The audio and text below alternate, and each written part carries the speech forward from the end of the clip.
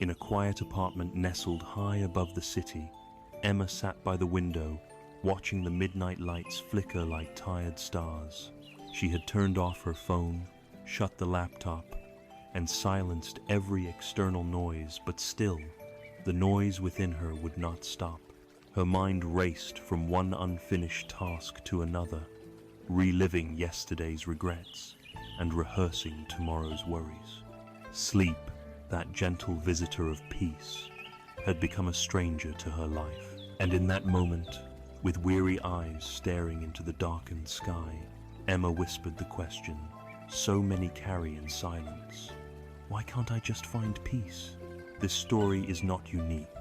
It is the silent echo inside millions of modern lives. In an age of abundance, we are somehow starving for calm.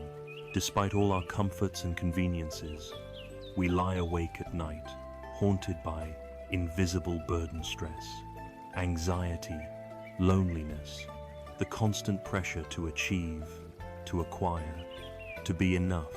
Our lives have become crowded with noise, the ping of notifications, the buzz of obligations, the endless chase for more. And yet, in this endless movement, we've lost the one thing we long for, the most stillness. We try many solutions. We scroll through self-help posts, try sleeping apps, pop melatonin, and search for that elusive life balance. But the more we seek externally, the more we spin the wheel of desire and discontent. The answer, perhaps, does not lie in doing more, but in pausing, in listening, and in unlearning. It is here, at the edge of exhaustion, that the ancient wisdom of Buddhism offers a lantern in the night. It does not promise quick fixes or polished affirmations.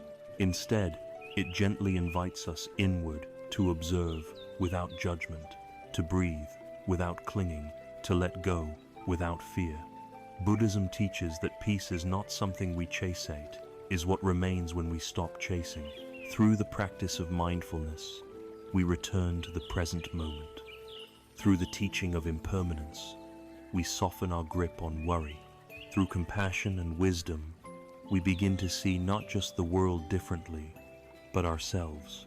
The path is not abstract, it is practical, it is quiet, it is kind, and for the sleepless soul, it is a homecoming.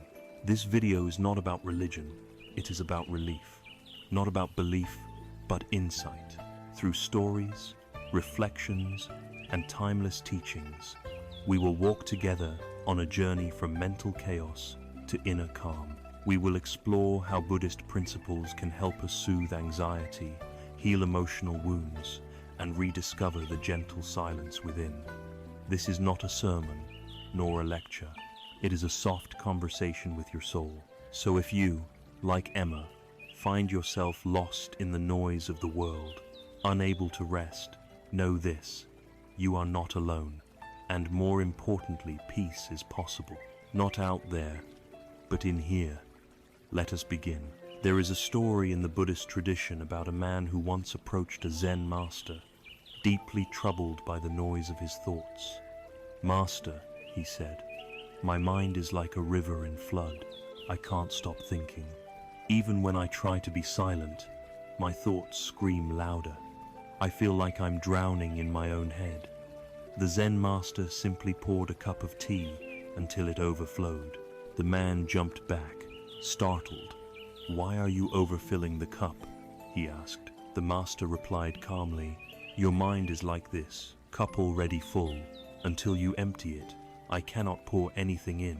This is where our journey begins, not in learning more, but in unlearning.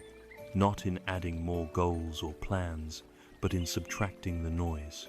In Buddhism, stillness is not a passive state of emptiness, it is a profound aliveness, a silent awareness, a place where clarity arises, not from effort, but from release. To awaken to stillness is to come home to a part of yourself that never left it, simply got buried beneath layers of worry, ambition, regret, and fear. But what is stillness, really? Stillness is not merely the absence of sound. It is the absence of grasping. It is the quiet that emerges when we are no longer fighting with the present moment. It is the breath we often forget we are taking, the space between our thoughts, the gentle pause between the inhale and exhale.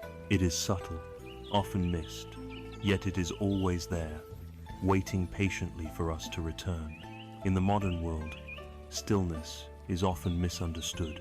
We equate silence with idleness, non-doing with laziness, rest with weakness. We are trained to hustle, to perform, to produce, because we believe that if we stop, we will fall behind. But Buddhism invites a different view, that the deepest truths only arise in stillness, that insight, healing, and even joy are not products of speed, but of silence. In the Dhammapada, the Buddha says, "There is no path to peace. Peace is the path." This is not a paradox, it is a profound instruction. We cannot fight for peace like a prize. We cannot force the mind to be silent. What we can do is stop feeding the noise. We can learn to rest. We can learn to simply sit. Take a moment, now just a moment. Close your eyes. Feel your breath entering and leaving your body. Notice the air touching your skin. Let your shoulders drop. Let the tension in your jaw soften. You don't have to try to relax. You just allow the moment to be as it is. This is stillness, not dramatic, not mystical, but deeply healing. Stillness is not something we add to our schedule. It is something we return to, like returning to a trusted friend. And yet, so many of us resist it. Why? Because stillness confronts us with ourselves. When the noise of the world fades, the noise of our own mind becomes louder. We begin to feel the ache we've been avoiding, the grief we've buried, the questions we're afraid to ask. It is easier, in a way, to stay busy, but easy is not the same as kind. True healing requires courage, the courage to be still, the courage to face what we feel, and to remain open even when it hurts. The Buddha compared the mind to a lake. When the water is agitated, we cannot see through it, but when it is calm, we can see clearly to the bottom. Stillness is not about suppressing the mind, but calming its storms so we can see what is true. In that clarity, wisdom arises. But how do we begin? In a life so full of obligations, distractions, and noise, how do we touch this stillness? Begin small. Begin where you are. Create sacred pauses in your day. Before you pick up your phone in the morning, sit for a few breaths. When you're waiting in traffic, feel the steering wheel in your hands. As you drink your tea, notice its warmth. These are not wasted moments. They are doorways. With practice, stillness stops being something we visit and becomes something we live from. You don't need a mountain cave or a retreat center. You need only the willingness to meet this moment fully. Even now, as you listen, this silence between words, this breath you're taking, that is the stillness we speak of. Let me tell you another story, an old parable told in temples across Asia. A young monk once asked his master, "What is enlightenment?" The master replied, "When hungry, eat. When tired, sleep." The monk was confused. "But everyone eats and sleeps," he said. The master smiled. "Yes, but not everyone eats when eating, or sleeps when sleeping. This is the heart of stillness. To be truly present in what you do, to release the grip of past and future, to surrender your scattered attention and gather it into the now. That is mindfulness. That is awakening. And the more we practice, the more we realize stillness is not boring, it is spacious. Stillness allows life to reveal itself in full color. We begin to hear birds we didn't notice. We begin to feel emotions more deeply, but also let them pass more freely. We begin to sleep not just from exhaustion, but from ease. The mind, when not crowded with judgment and rumination, begins to soften. The heart, no longer armored by anxiety, begins to rest, and so we come to sleep, not as escape, but as return. The Buddha once said, "The mind, like a lamp, must be shielded from the wind to burn steadily. Stillness is that shield, and from it, sleep flows naturally.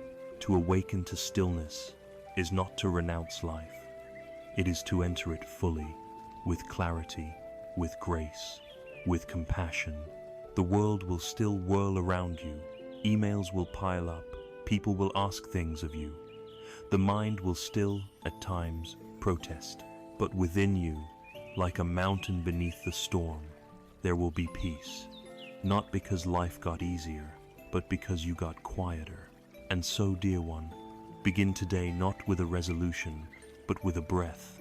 One conscious breath, then another. This is your path. Gentle, silent, steady. May you remember what your soul already knows. Stillness is not a luxury. It is your nature. It is your refuge. It is your home. Let us now turn toward the obstacles that disturb this stillness, not to fight them, but to understand. For in understanding, we begin to heal. A quiet night, a dark room. The world outside finally slows down. The city grows still, the lights dim, and the air cools. And yet, for many, this is when the unrest begins. When distractions are gone and silence returns, the mind, rather than settling, starts to churn. Thoughts rush in like an uninvited tide. Worries swell, memories resurface. The body may be lying in bed, but the mind is pacing like a caged animal. This is the torment of modern restlessness, not of the world, but of the self. Restlessness, in Buddhist understanding, is not just physical agitation or emotional anxiety. It is a deeper unease that arises from our relationship with life, how we cling, resist, crave, regret, hope, and fear. It is not the problem itself, but how we meet it. And to truly resto, sleep peacefully, to live with ease, we must first turn inward and face this restlessness with courage and compassion. There is an old Buddhist parable that captures this beautifully. A man is walking at night and sees a snake on the path. Terrified, he freezes, his heart pounding. He slowly backs away, certain that death is near. But when the morning sun rises and light touches the path, he sees the truth. What he thought was a snake was only a rope. All that fear, all that tension was based on illusion, not on what was there, but what he believed was there. Our restlessness often works the same way. We react not to reality, but to our perception of it, shaped by memory, fear, and craving. We are haunted by things that no longer exist or have not yet happened. The argument from 3 days ago, the meeting tomorrow, the mistake we can't undo, the hope we can't let go. These thoughts become snakes in the mind, and like the man in the story, we become paralyzed not by what is, but by what might be. To begin healing, we must bring light into this darkness. We must look honestly at the roots of our unease. Buddhism names 5 primary hindrances to inner peace. One of them is restlessness and worry, uddhacca, kukucca. It is described as a leaping mind, jumping from thought to thought, never content, never still. But even this is not the enemy. The Buddha taught that all mental states are like weather. They arise, they pass.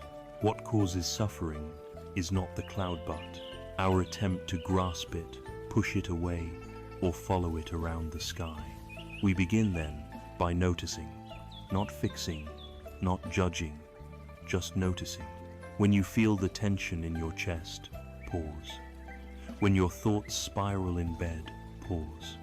Ask yourself gently, what am I afraid of right now? Or, what am I holding on to? You may be surprised at the answer.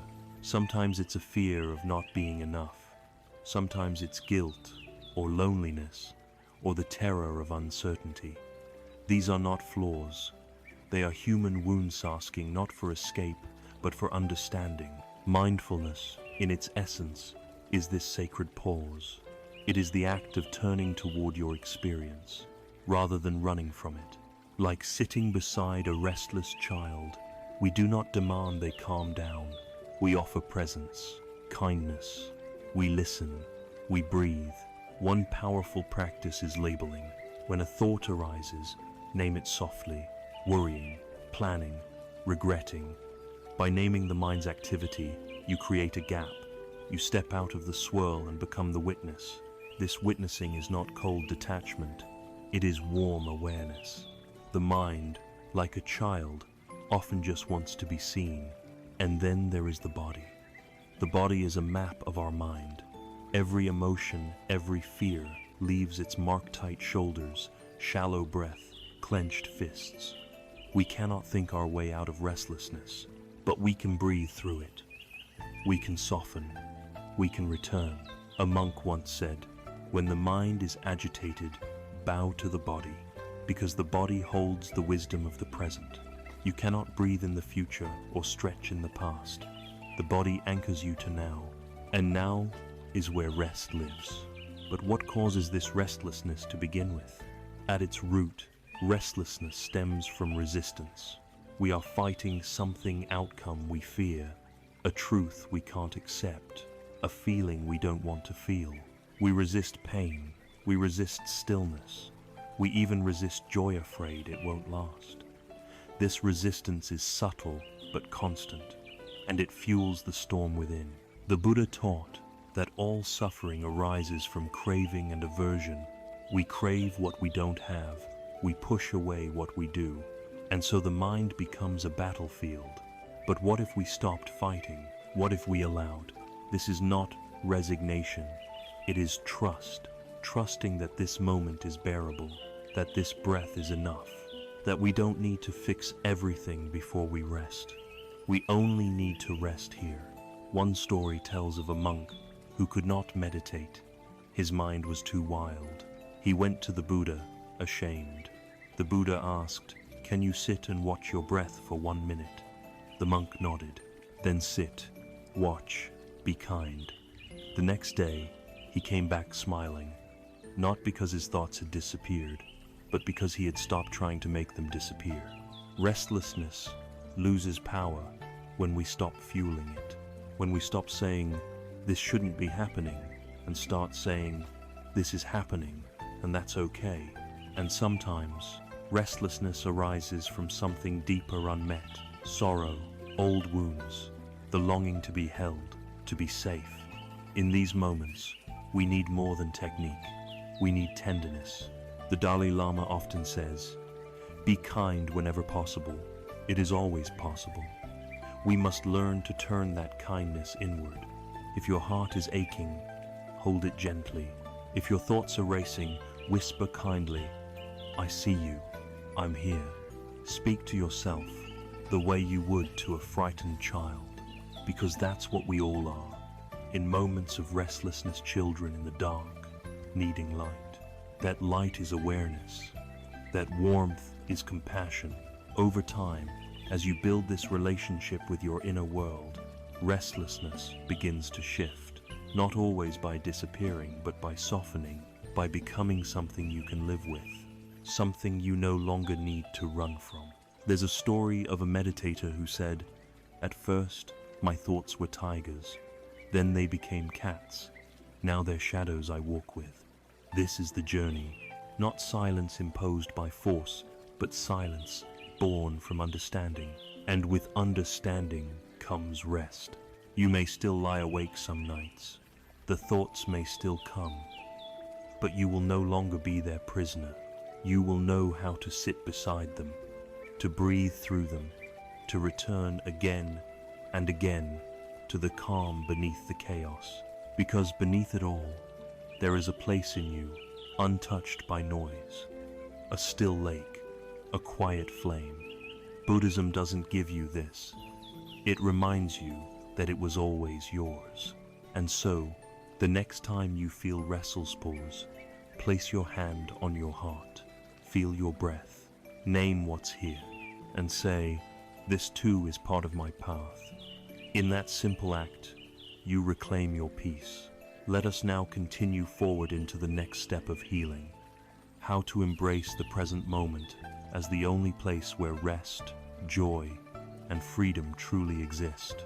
There is a Zen saying that captures the entire essence of this chapter in just 4 words. Now is all there is. 4 simple words. Yet to live by them is to walk a radically different pathone of awareness, acceptance, and peace. Because in truth, the present moment is all we ever have. But how often do we truly live in it?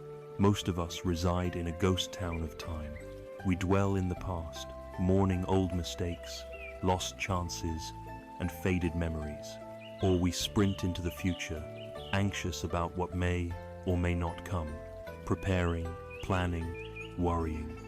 The mind wanders endlessly, even when we lie in bed at night. The day is not over because our thoughts keep rehearsing it. We may be here, physically, but we are not here, fully. And this disconnection is the root of much of our unrest. The Buddha once said, "Do not dwell in the past, do not dream of the future, concentrate the mind on the present moment." He was not offering a poetic line, he was pointing toward liberation, because the present moment is the only place where life actually happens, and it is the only place where healing, peace, and true rest can begin. But what does it mean to embrace the present moment? Is it simply about paying attention? Yes, but it's more than that. It is about accepting what is, without resistance. It's about meeting this breath, this feeling, this thought, just as it is, without trying to escape, control, or deny it. There's a beautiful story in the Buddhist tradition about a monk walking through a forest. Suddenly, he is chased by a tiger. Running for his life, he comes to the edge of a cliff. He sees a vine and grabs it, dangling over the edge. Above him, the tiger growls. Below, jagged rocks await. As he clings to the vine, he notices a ripe strawberry growing nearby. He picks it, eats it, and says, "Delicious." This parable may seem strange, even absurd, but it is profound. The monk is not denying danger. He is not pretending everything is okay. But in that moment, he chooses presence. He finds life-even sweetness right where he is. That is the essence of embracing the present.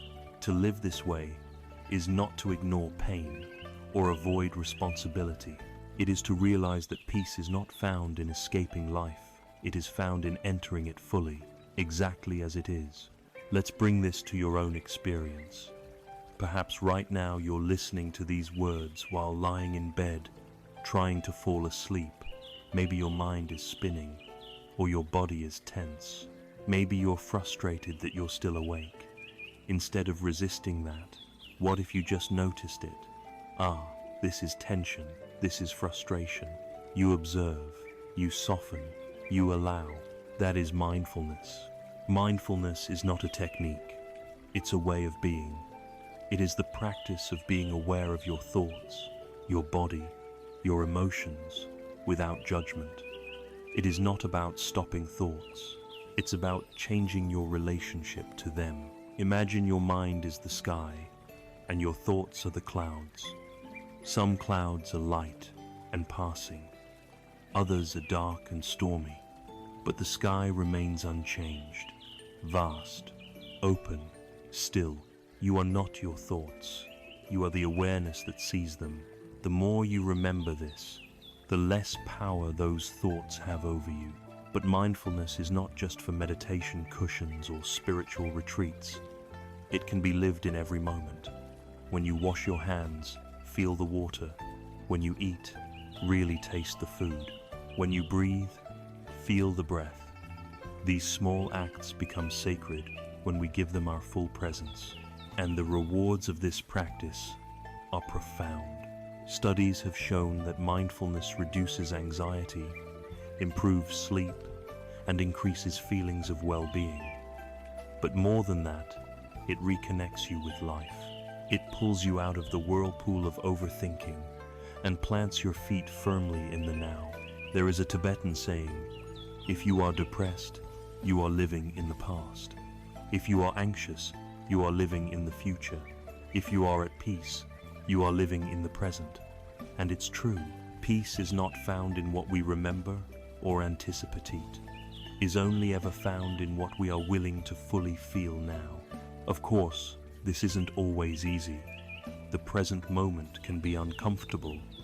It may hold pain, sadness, or fear, but turning toward it with compassion rather than fleeing from it is the beginning of true healing.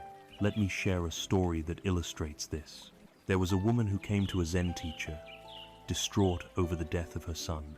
She pleaded for a way to stop her suffering.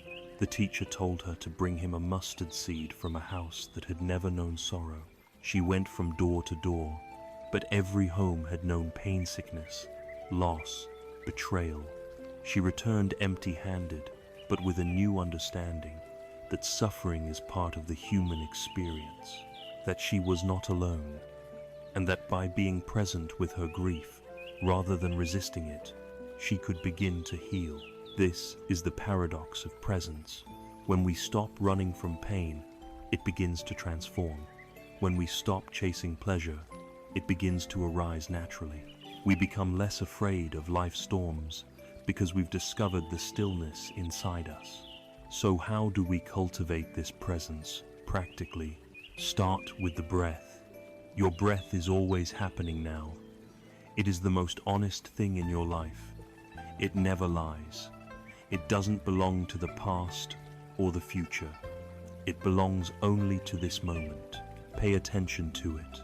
Follow it. Let it anchor you. Then bring your awareness to your body. Where is there tension? Where is there softness? What sensations are arising? Don't analyze, just feel. Next, observe your thoughts, like passing cars on a highway. You don't need to chase them, just let them pass. And finally, include the heart. What emotion is here? Can you welcome it, even if it's hard? Can you offer it kindness? This is the practice. It's not about perfection, it's about presence. And in presence, sleep comes not as something forced, but as something that naturally follows peace. Because the body sleeps best when the mind is no longer fighting itself. There's a term in Buddhism, sati. It means to remember. To remember what? To remember to come back to this breath, this body, this moment, again and again. You will forget. That's okay. Just begin again. There's a kindness in that too. As you continue to practice, you may notice that life feels richer. Even simple things like hearing the wind, or sipping tea, or watching the sky begin to fill you in ways that no distraction ever could. And you may also notice that the things which once caused you great distress begin to lose their grip, not because they change, but because you do. The mind that lives in the present is a mind that knows freedom. It's a mind that is not chasing, not fleeing, not clinging, but simply being. And in that being, there is rest. So tonight, as you lie down, try this. Place one hand on your chest and the other on your belly. Feel your breath rise and fall. Whisper gently to yourself, I am here. If thoughts come, that's okay. Notice them. Let them float by. Return to the breath. Return to now, because now is all there is. And now is enough. Let us continue. In the next part of this journey, we will explore the gentle power of gratitude, the doorway to joy, contentment, and a heart at peace. On an early morning in a quiet monastery nestled in the hills of Thailand, a monk bows before his bowl of rice. His head is lowered, his hands pressed in prayer. There is no feast, only plain rice and a few boiled vegetables. Yet in his silence, his heart is full. As he raises the bowl to his lips, he whispers a simple phrase, "Thank you." No one has given him a gift. There is no celebration. and yet gratitude pours from him like a spring from the earth. To witness this is to understand a deeper truth, that gratitude is not about what we have, but how we see. In the West, gratitude is often mistaken for a polite gesture or a passing thought, something we say when someone gives us a gift or when we remember to count our blessings. But in the Buddhist tradition, gratitude is not a reaction, it is a practice, a state of being, a deep awareness of interconnection and impermanence. It is not about saying thank you for things, it is about waking up to the miracle of existence itself. To cultivate gratitude is to return to life with fresh eyes. And this is not just poetic, it is transformational. When our minds are consumed with anxiety, regret, or longing, we are often caught in stories of not enough time, not enough success, not enough love. This scarcity mindset feeds our restlessness. It keeps us chasing shadows, but gratitude cuts through this illusion. It interrupts the loop of dissatisfaction. It roots us in what is, not what's missing. Think of a moment when you were truly grateful. Maybe it was seeing your child sleep peacefully. Maybe it was the smell of rain after a long day, or the kindness of a stranger. In that moment, something shifted. You were not seeking, you were receiving, and in that receiving, you felt whole. This is the essence of gratitude in Buddhism. Not a list of things to be thankful for, but a shift in perception, a softening of the heart, a turning toward the beauty that's already here. Let me share a story. There was once a poor farmer who owned a single cow. Every morning, he would walk the cow to the field and thank her for the milk that fed his family. One day, the cow was stolen. The villagers expected him to curse or cry, but instead, he bowed to the empty stall and whispered, "Thank you." When asked why, he said, "This cow gave me 5 good years. She kept my children alive. I will not let her absence erase her gift." This is not naive optimism. It is profound wisdom. It is the understanding that nothing lasts forever, and because of that, everything is precious. When we live this way, even loss becomes sacred. Even endings hold beauty. Gratitude, then, is not about denying pain. It is about embracing the full spectrum of life, the joy and the sorrow, the gain and the loss. It is the ability to say, even this, I can hold with grace. But how do we begin to cultivate this in daily life? Especially when our minds are wired to focus on what's wrong, what's missing, what's not good enough. We start by paying attention. The Buddha taught that attention is the root of all transformation. What we water grows. If we constantly focus on our fears and frustrations, they grow stronger. But if we train our attention to see goodness, even in small things, gratitude begins to bloom. Start small. In the morning, before reaching for your phone, place your hand over your heart. Feel your breath. Whisper, "Thank you for this day." You don't have to feel it yet. You're simply setting an intention. As you eat, notice the taste of your food. Pause to consider the hands that harvested it, the soil that nourished it, the sun that ripened it. Suddenly, your meal is no longer mundane. It is sacred. Before sleep, reflect on one thing that touched you today. Maybe it was the sound of laughter, a warm cup of tea, a moment of silence. Write it down, name it, savor it. This practice rewires the mind, not by force, but by attention. Gratitude also deepens our relationships.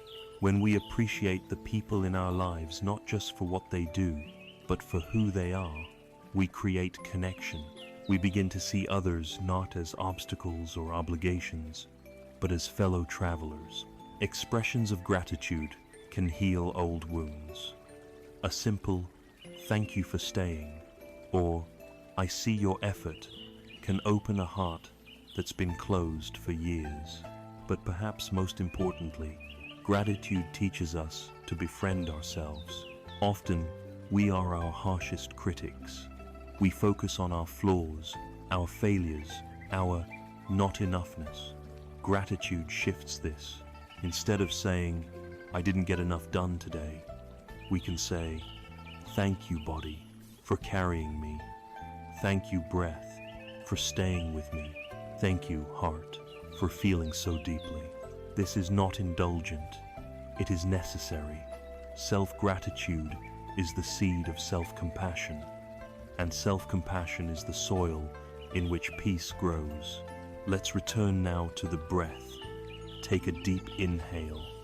As you exhale, say silently, "Thank you. Thank you for this breath, for this moment, for this body that is still here, still trying."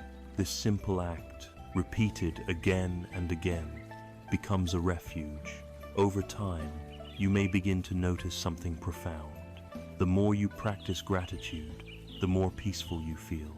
Sleep comes easier, tension melts quicker, not because life has changed, but because your relationship to life has changed.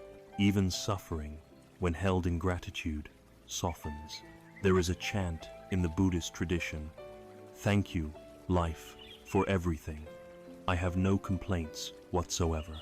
When we first hear it, it may seem impossible. How can we say this in the face of grief, loss, injustice?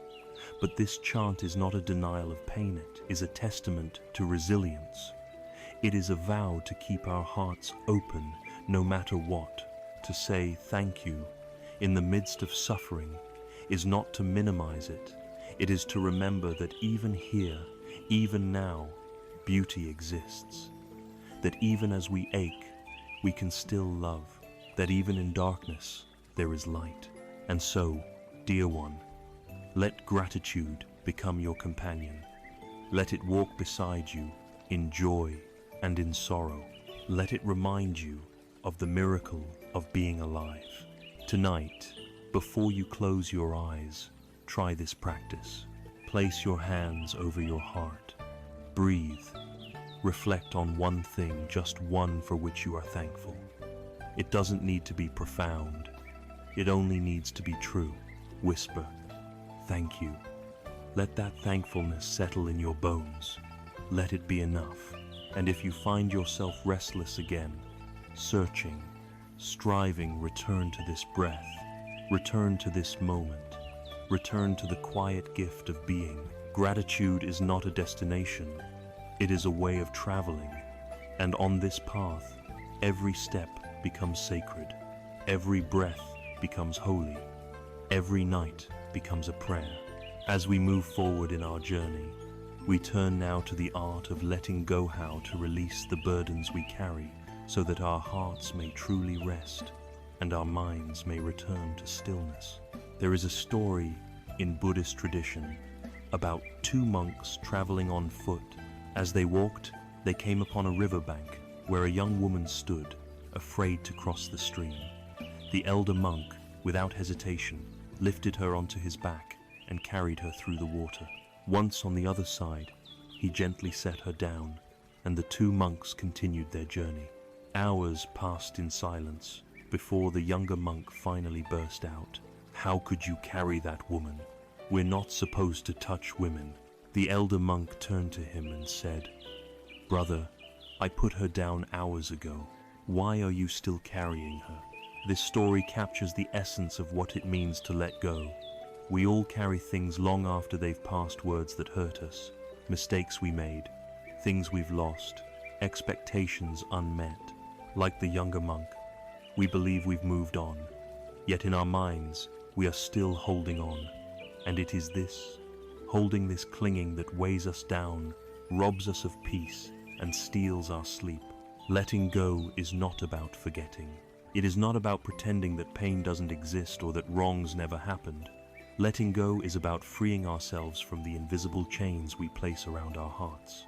It is about loosening our grip on what we cannot control, what no longer serves us, and what keeps us tethered to suffering.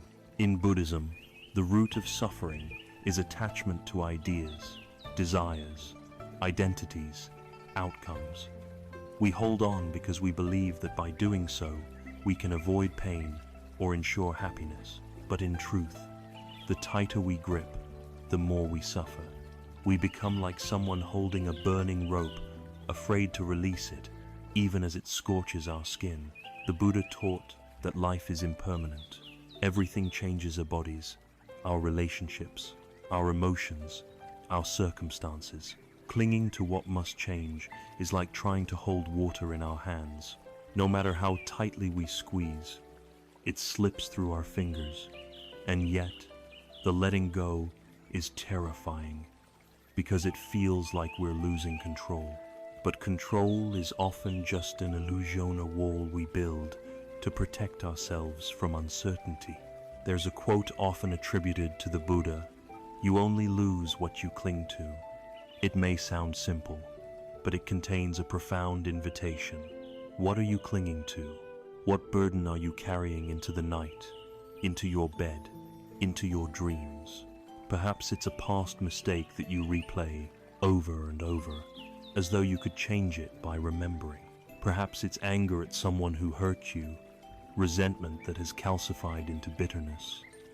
Or maybe it's fear of failure, of loss, of not being enough. Letting go doesn't mean those things didn't matter. It means they don't get to rule you anymore. It means choosing peace over the need to be right, to be in control, to be perfect.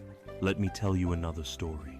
A man once came to the Buddha, overwhelmed with grief after the death of his son. He begged the Buddha to bring him back to life. The Buddha said, "Bring me a mustard seed from a house that has never known sorrow." The man searched every home in the village, but every family had lost someone. He returned empty-handed, but awakened. He understood. Suffering is universal, but so is the possibility of healing if we are willing to let go of our demand that life be different than it is. So how do we let go? The first step is acknowledgement. We must see clearly what we're holding and why. We must turn toward our pain, not away from it. This requires honesty and compassion. Ask yourself, what am I resisting? What fear is keeping me stuck? What belief am I still gripping tightly? Then we practice presence. Letting go happens in the present moment, not in the mind's fantasies of what should have been or what might be. When we return to now, we reclaim our power. We realize that we can't change the past, and the future is unknown, but here, in this breath, we have a choice. We can breathe in, we can breathe out. We can unclench our fists. We can soften our hearts.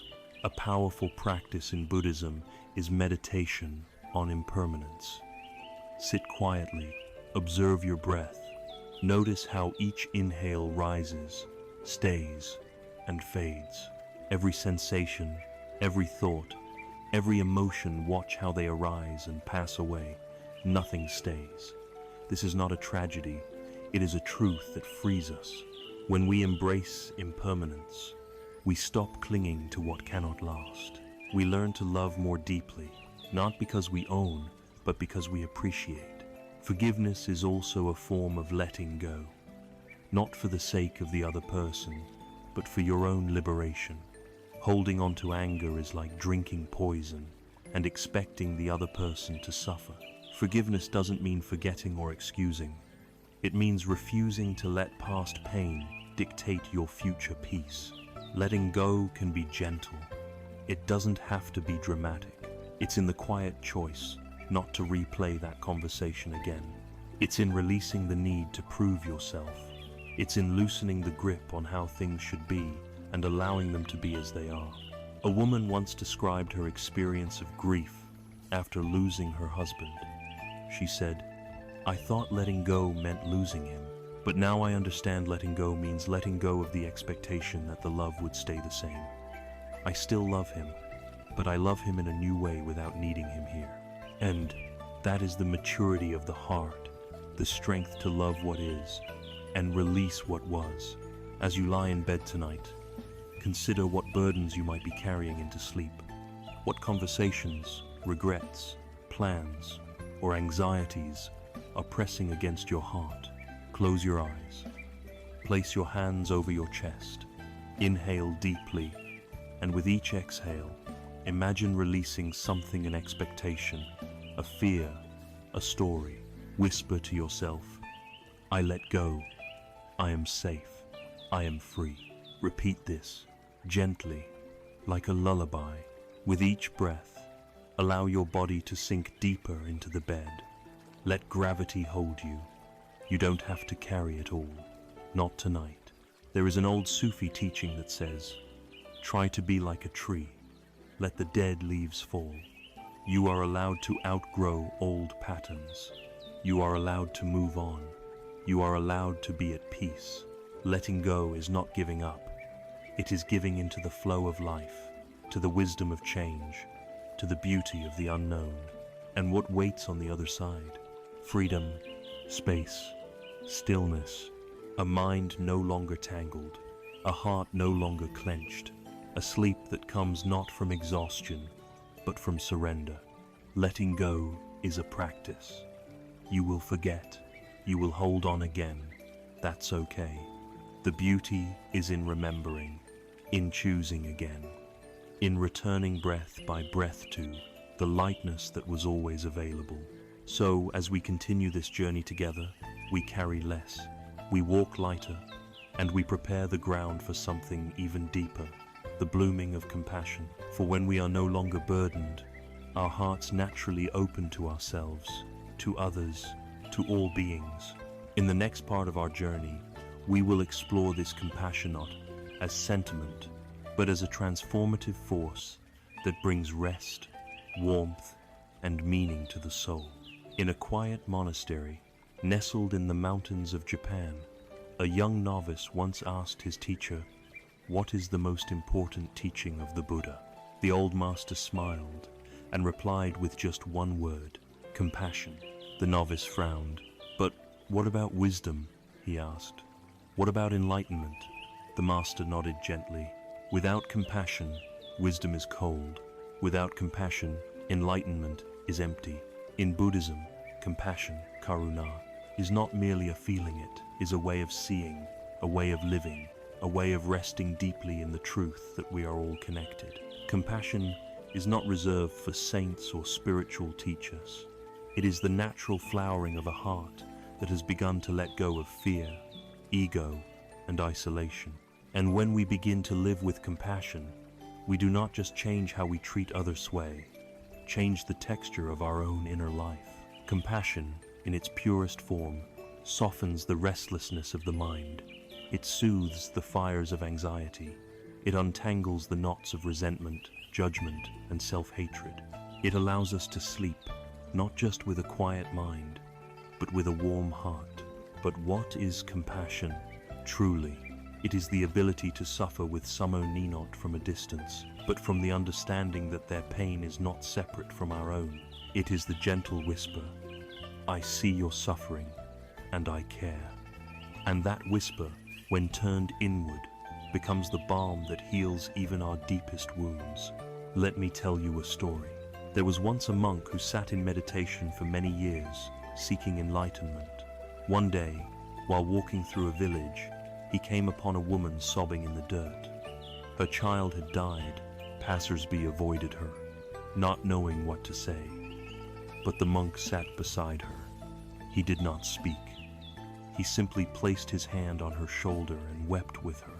And in that moment, the monk understood something his years of meditation had never revealed, that compassion is not about fixing, it's about presence.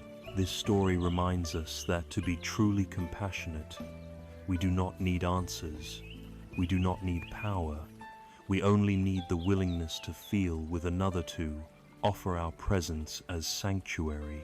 In Buddhist teaching, compassion arises from the deep insight of into being. Thich Nhat Hanh, the beloved Vietnamese Zen master, once said, "We are here to awaken from the illusion of our separateness. When we see that our happiness is bound to the happiness of others, and our suffering is not different from theirs, then compassion becomes as natural as breathing. But in order to offer true compassion to the world, we must first learn to offer it to ourselves. This is where many people stumble. We are often taught to be kind to others, but hard on ourselves. We carry the voices of inner critics that tell us we are not good enough, not worthy, not lovable, unless we meet impossible standards. We push ourselves, judge ourselves, and when we suffer, we think we deserve it. But Buddhism invites a different way. Imagine a friend comes to you in pain. They failed at something important. They're ashamed, afraid, lost. Would you tell them they're worthless? Would you scold them or walk away? Of course not. You would offer kindness, understanding, a listening ear. So why do we withhold that from ourselves? Self-compassion is not weakness. It is not self-pity. It is the brave act of turning toward our suffering and saying, "This is hard, and I am here with you." It is not about making excuses, about making space for our humanity. When we practice self-compassion, we begin to notice how much energy we waste fighting ourselves, how much tension we carry from years of self-judgment, how our sleep is disturbed not just by external stress, but by the silent war within. But when we begin to meet ourselves with compassion, something softens. The mind becomes less noisy. The heart becomes less guarded. We stop needing to be perfect. We start learning how to be whole. There's a meditation practice called loving kindness, or metta. In this practice, we send wishes of goodwill to ourselves and others. We repeat phrases like, "May I be safe. May I be peaceful. May I be healthy. May I live with ease." Then we extend those wishes to others, a loved one, a neutral person, someone we struggle with, and finally all beings everywhere. This may seem simple, even naive, but the practice is profound. It slowly rewires the heart. It melts the armor, and over time, it transforms our relationship with the world. Scientific studies have shown that compassion-based practices reduce anxiety, increase positive emotions, and even improve sleep. But more than that, they help us remember who we truly are beneath the fears, beneath the roles, beneath the ego. And what does this mean for your journey toward inner peace? It means that your healing does not depend on being fixed. It depends on being loved. Right now, as you listen to these words, perhaps there is a part of you that feels tired, a part that has tried so hard, for so long, a part that longs to be held. Can you bring that part into your awareness? Can you place your hand over your heart and whisper, "I see you, I'm here, I care"? That simple gesture done with sincerity is the beginning of deep transformation. Compassion also extends outward. As we soften toward ourselves, we naturally soften toward others. We become less reactive, less judgmental, more patient. We see that others are not our enemies, but reflections of our shared struggle. Everyone is carrying something unseen. Everyone is trying to find peace in their own way. The Dalai Lama often speaks of universal responsibility, the idea that our inner peace contributes to world peace, that a kind word, a listening ear, a forgiving heart, these are not small acts, they are sacred acts. They ripple outward in ways we may never see. So when you offer compassion to yourself, when you choose kindness over criticism, when you meet others with patience instead of judgment, you are not just helping one life, you are changing the world. And this includes compassion for those who challenge you. There's a Buddhist teaching that says, if you practice patience with someone who is easy, you gain nothing. But if you practice patience with someone who tests you, they are your greatest teacher. The people who trigger us reveal our wounds, and those wounds are where the light can enter if we meet them with compassion. This doesn't mean allowing harm or staying silent in injustice. True compassion includes wisdom and boundaries, but it means we act not from hatred, but from love, not to punish, but to heal. As we prepare for sleep tonight, let compassion be your lullaby. Reflect on this day. Were there moments of pain? Can you offer those moments? kindness? Were there mistakes? Can you forgive yourself? Were there struggles? Can you honor your effort? Place your hand over your heart. Feel your breath. Whisper, may I be at peace. May all beings be at peace. And let these words sink into your body like warm light. Let them soothe the restless parts. Let them hold you as a mother holds a child, because you are worthy of love, not because of what you've done, but because of who you are. You are not broken. You are becoming. You are not behind. You are on your way. You are not alone. You are part of this vast, beating heart of life. Compassion is not the end of the journey. It is the path itself. And each step you take in kindness toward yourself, toward others, is a step toward home. In the next chapter of our journey, we will explore how to meet one of the most difficult emotions of all, anger, and how, with the wisdom of mindfulness and the power of compassion, even anger can be transformed into peace. There is a story from the time of the Buddha about a man named Rupa. He was a hot-tempered merchant, known throughout his village for his sharp tongue and short fuse. One day, while passing through a forest, Rupa encountered the Buddha teaching under a tree. Intrigued, he stepped forward, but instead of listening, he began shouting, mocking the Buddha, trying to provoke him. The Buddha simply sat in silence, unmoved, serene as still water. After a few moments, the Buddha finally spoke. If someone offers you a gift, and you do not accept it, to whom does the gift belong? Rupa replied, to the giver, of course. The Buddha nodded gently. Then I do not accept your anger. It remains with you. This story reveals a truth many of us overlook. Anger is not something others do to us. It is something we generate, carry, and if we're not careful, nurture. It arises in the mind, fuels the body, and clouds the heart. Left unchecked, anger poisons not only our relationships, but our own inner peace. Like a fire, it consumes everything in its path, often starting with the very one who lit it. And yet, anger is not inherently evil or wrong. In Buddhist psychology, it is seen as one of the three poisons, alongside greed and ignorance, but also as a natural human emotion. It arises, it passes. The problem is not the existence of anger, it's our identification with it, our reaction to it, our refusal to understand it. So the question is not, how do I get rid of anger forever? The question is, how do I transform anger into peace? How do I meet it with wisdom and not fuel it with blame?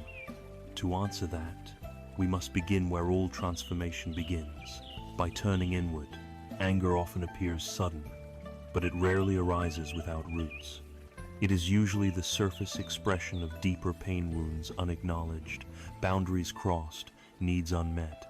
Sometimes it's fear disguised as rage. Sometimes it's grief dressed in fire. Understanding this is key. Anger is not the enemy, it is the messenger. And like all messengers, it will keep knocking louder and louder until we listen. There is a saying in the Dhammapada, holding on to anger is like grasping a hot coal with the intent of throwing it at someone else. You are the one who gets burned. This is not metaphor, it is lived experience. How many sleepless nights have been spent replaying an argument? How many anxious days have been consumed by resentment or suppressed fury? Anger unsettles the mind and agitates the nervous system.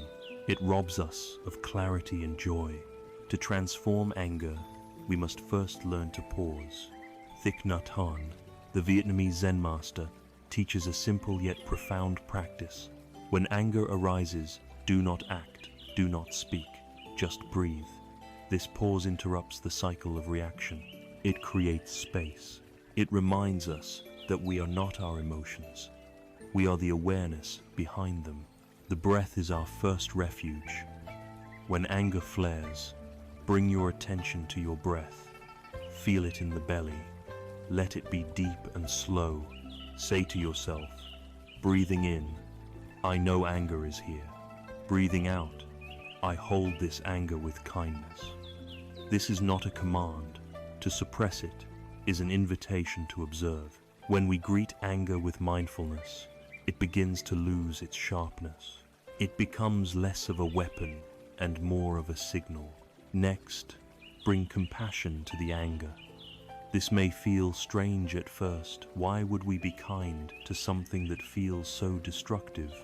But anger, like all emotions, softens under understanding. If anger is the bodyguard, then pain is the child it's protecting. Ask yourself, what is hurting in me that gives rise to this anger? Often, you'll discover unmet needs. The need to be respected, to be heard, to be safe, to be loved. When we trace anger to its origin, we reclaim our power. We stop blaming others and start tending to ourselves. Here's another story. A monk once asked his teacher, "What should I do when someone insults me or causes me harm?" The teacher handed him a glass of muddy water and said, "Let it sit." The monk was puzzled, but after some time, the sediment in the glass settled and the water became clear. The teacher said, "This is your mind when anger stirs. If you react, the mud spreads. If you wait in stillness, clarity returns." This story captures the heart of Buddhist anger, transformation, not suppression, not explosion, but understanding and patience. But what about when the anger feels justified? When injustice has occurred? When someone has clearly wronged us? Buddhism does not ask us to pretend all is well. It does not ask us to be passive in the face of harm. It asks us to respond with wisdom rather than reactivity. This means setting boundaries, speaking truth, seeking justice, but doing so from a place of clarity, not vengeance. It means acting from love, not hate. Martin Luther King Jr., though not a Buddhist, embodied this principle. He once said, "I have decided to stick with love. Hate is too great a burden to bear." Love, in this context, is not weakness, it is revolutionary. It is the refusal to let another's ignorance steal your peace. Buddhism teaches us that the person who causes us anger is often suffering too. They may be caught in their own wounds, their own delusions. Seeing this does not excuse harm, but it invites empathy. And empathy is the bridge between fury and forgiveness. Forgiveness, then, becomes a powerful act of self-liberation. It is not about saying what happened was okay. It's about saying, "I will no longer carry this poison in my heart." It's about releasing the grip of pain so that peace may enter. Forgiveness is also something we must extend to ourselves. Many of us carry deep, self-directed anger shame over past choices, guilt for words spoken in haste, resentment toward parts of ourselves we dislike. This inner anger is perhaps the most insidious, for it wears the mask of perfectionism, of unworthiness. To release it, we must remember, we are not our past. We are not our mistakes. We are not the worst thing we've ever done. We are evolving beings, learning, falling, rising, growing. Offer yourself the same understanding you would offer a friend. Speak gently to your inner critic. Place your hand on your heart and whisper, "I forgive you. I understand. I will try again." Let me offer a practice. The next time you feel anger towards someone else or toward yourself, try this. 1. Pause and breathe. Feel the anger in your body. Name it. Anger is here. 2. Trace the root.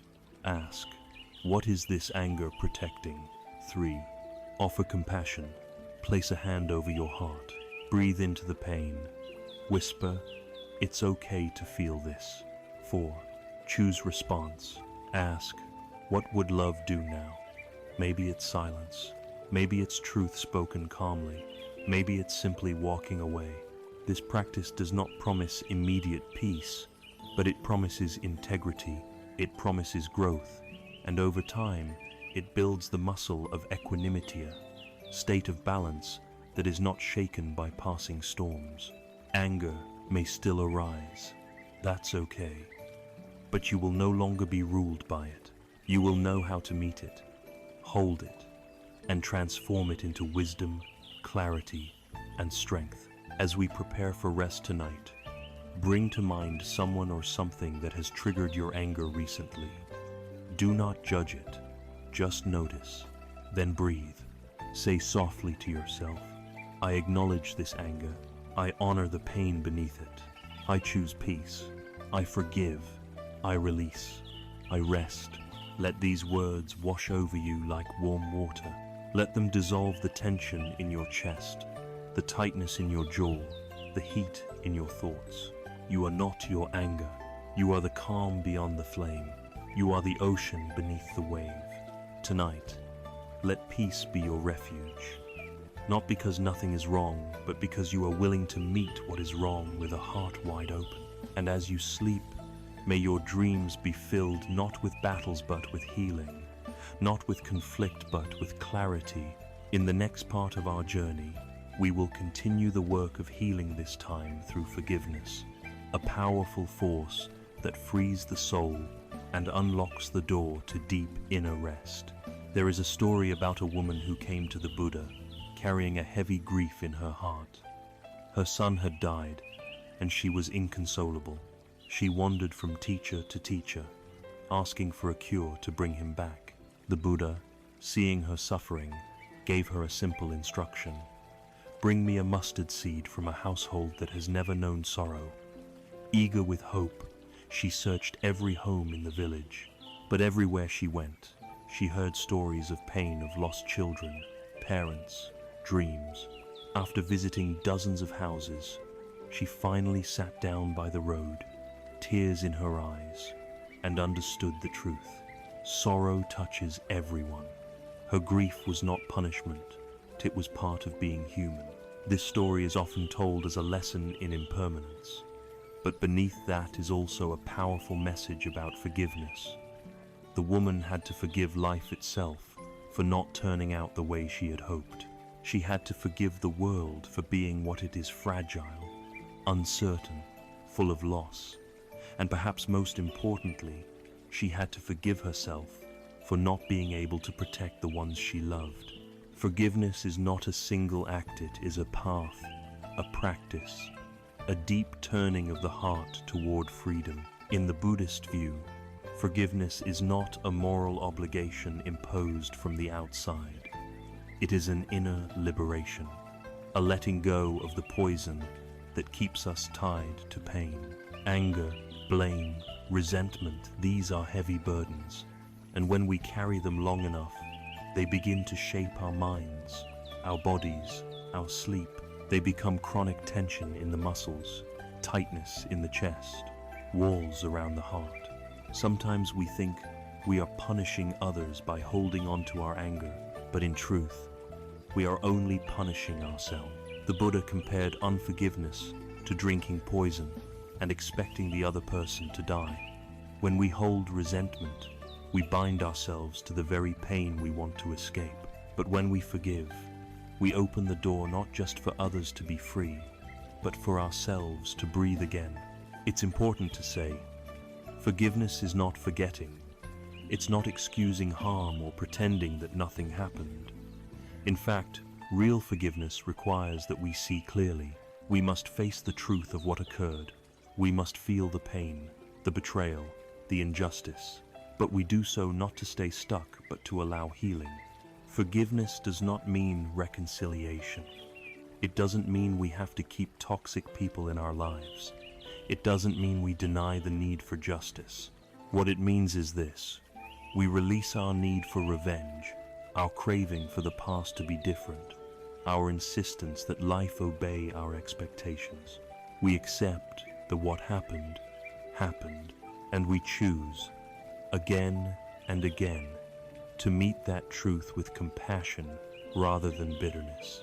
There are two kinds of forgiveness: forgiveness of others and forgiveness of self, and both are essential for peace.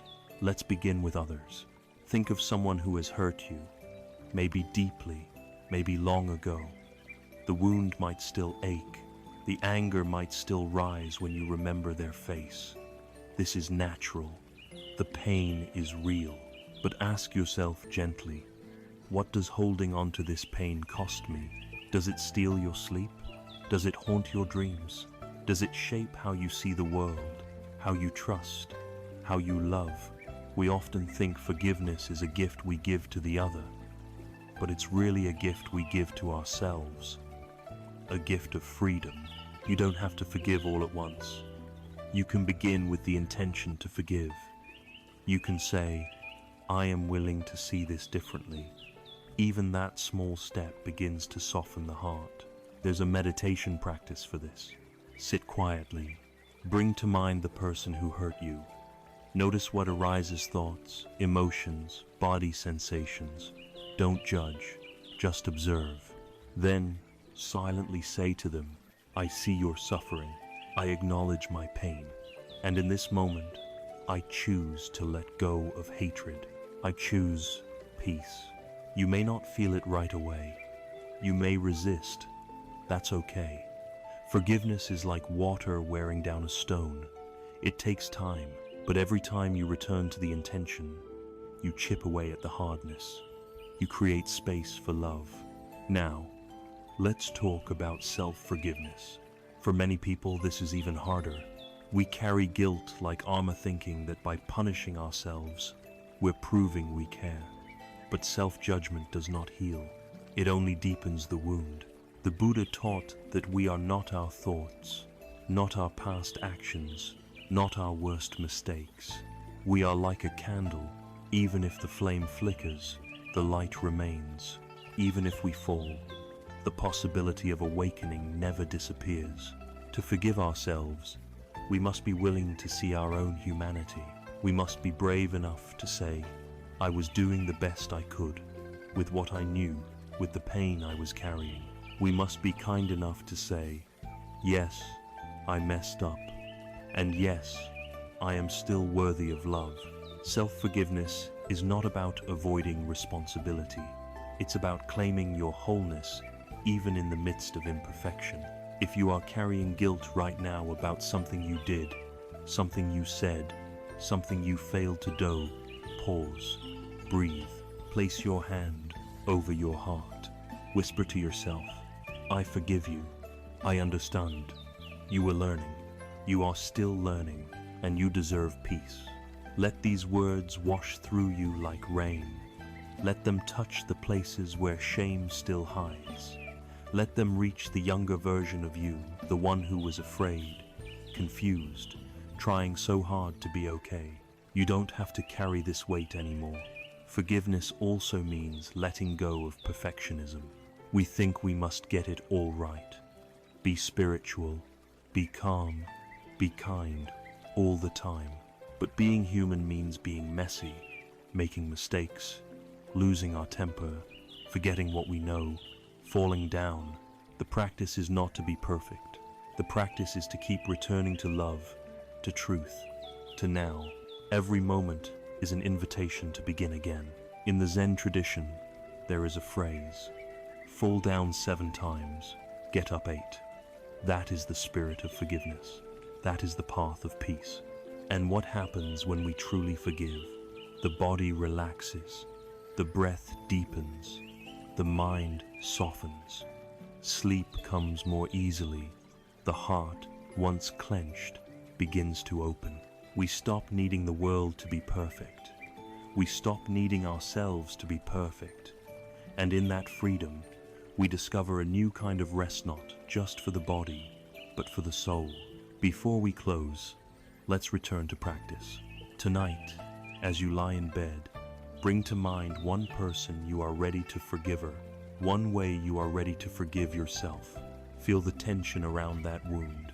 Then, place your hand on your heart. Breathe in, and as you exhale, whisper, I let go, I release, I forgive. May peace fill this space. Repeat this gently. Let the words become a lullaby.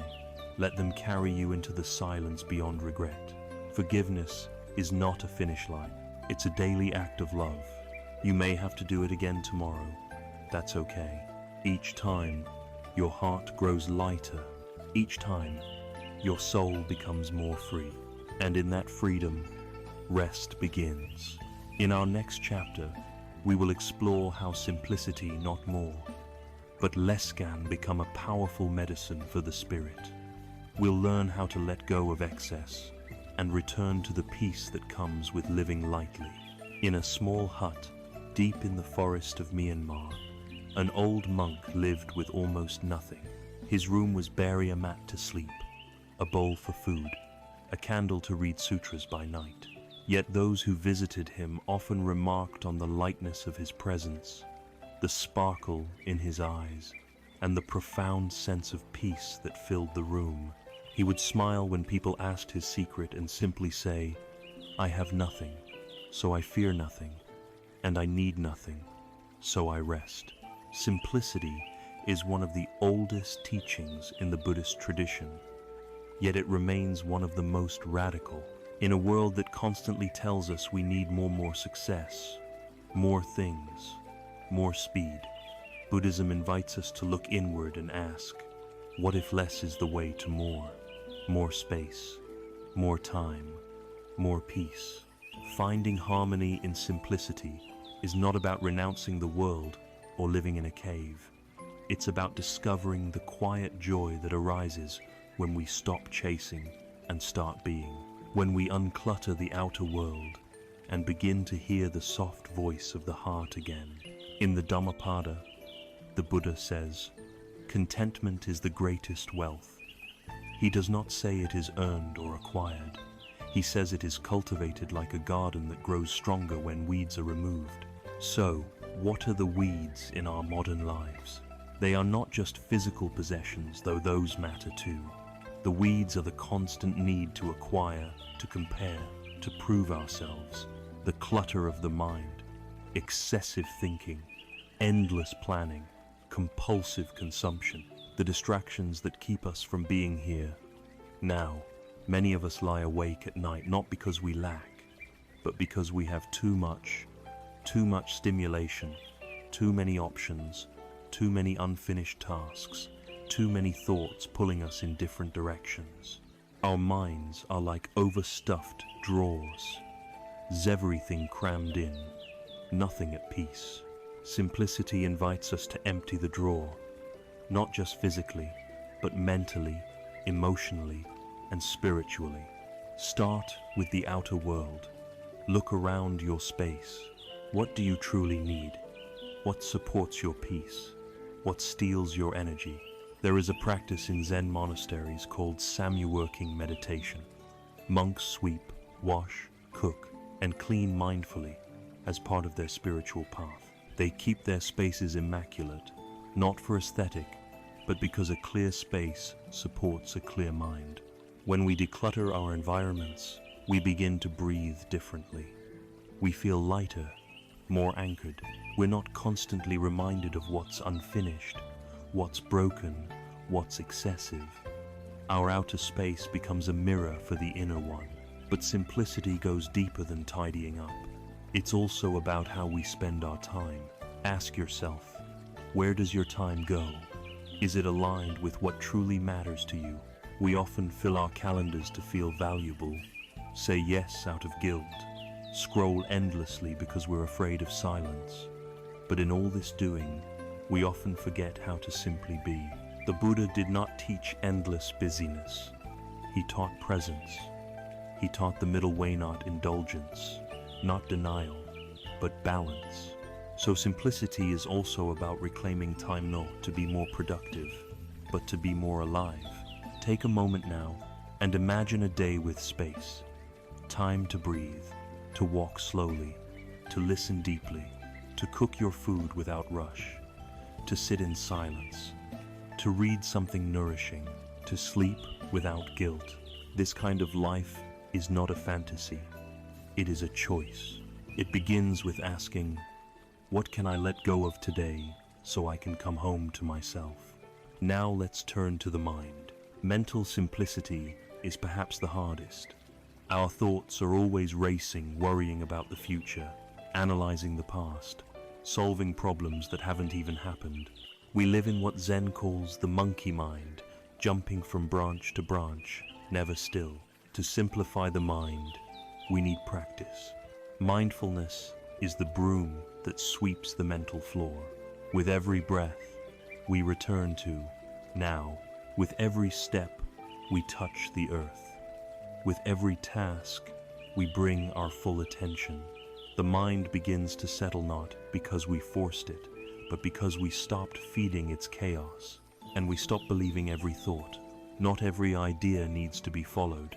Not every problem needs to be solved right now. We learn to let some thoughts pass like clouds in the sky. We trust that silence, too, is intelligence.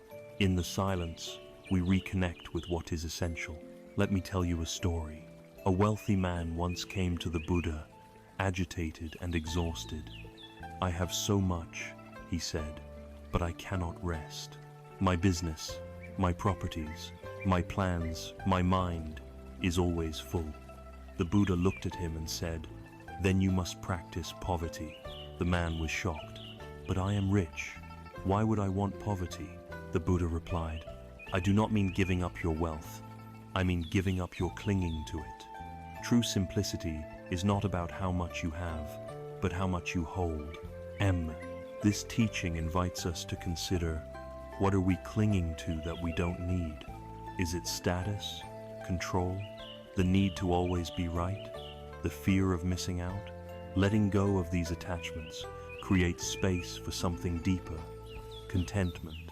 Contentment Santuthi is not passive resignation. It's the vibrant appreciation of what is already here. It's drinking a cup of tea and knowing it is enough. It's lying in bed and thanking your body for carrying you. It's seeing the sky and feeling awe. Contentment is what arises when the mind stops grasping and the heart begins to notice. It's what allows us to sleep not from exhaustion, but from peace. So how do we live more simply? Here are a few practices. 1. Daily decluttering. Each day, release one thing, an item, a thought, a task that no longer serves you. 2. One task attention. Do one thing at a time. Eat without your phone. Walk without headphones. Just be where you are. 3. Sacred pauses.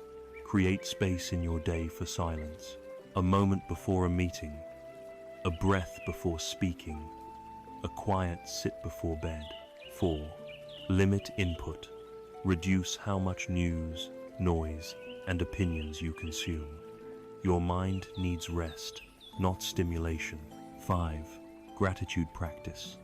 At the end of the day, reflect on 3 simple things you are grateful for. Let them anchor you in sufficiency.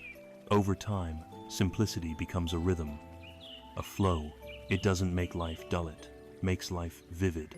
Because when we stop chasing, we start seeing. When we stop filling, we start feeling.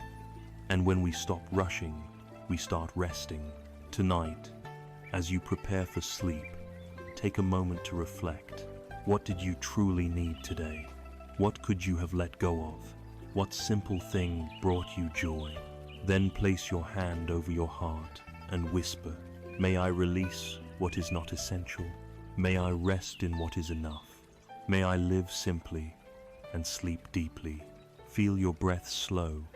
Feel your body sink. Let the clutter dissolve. You are enough. This moment is enough. Nothing more is needed.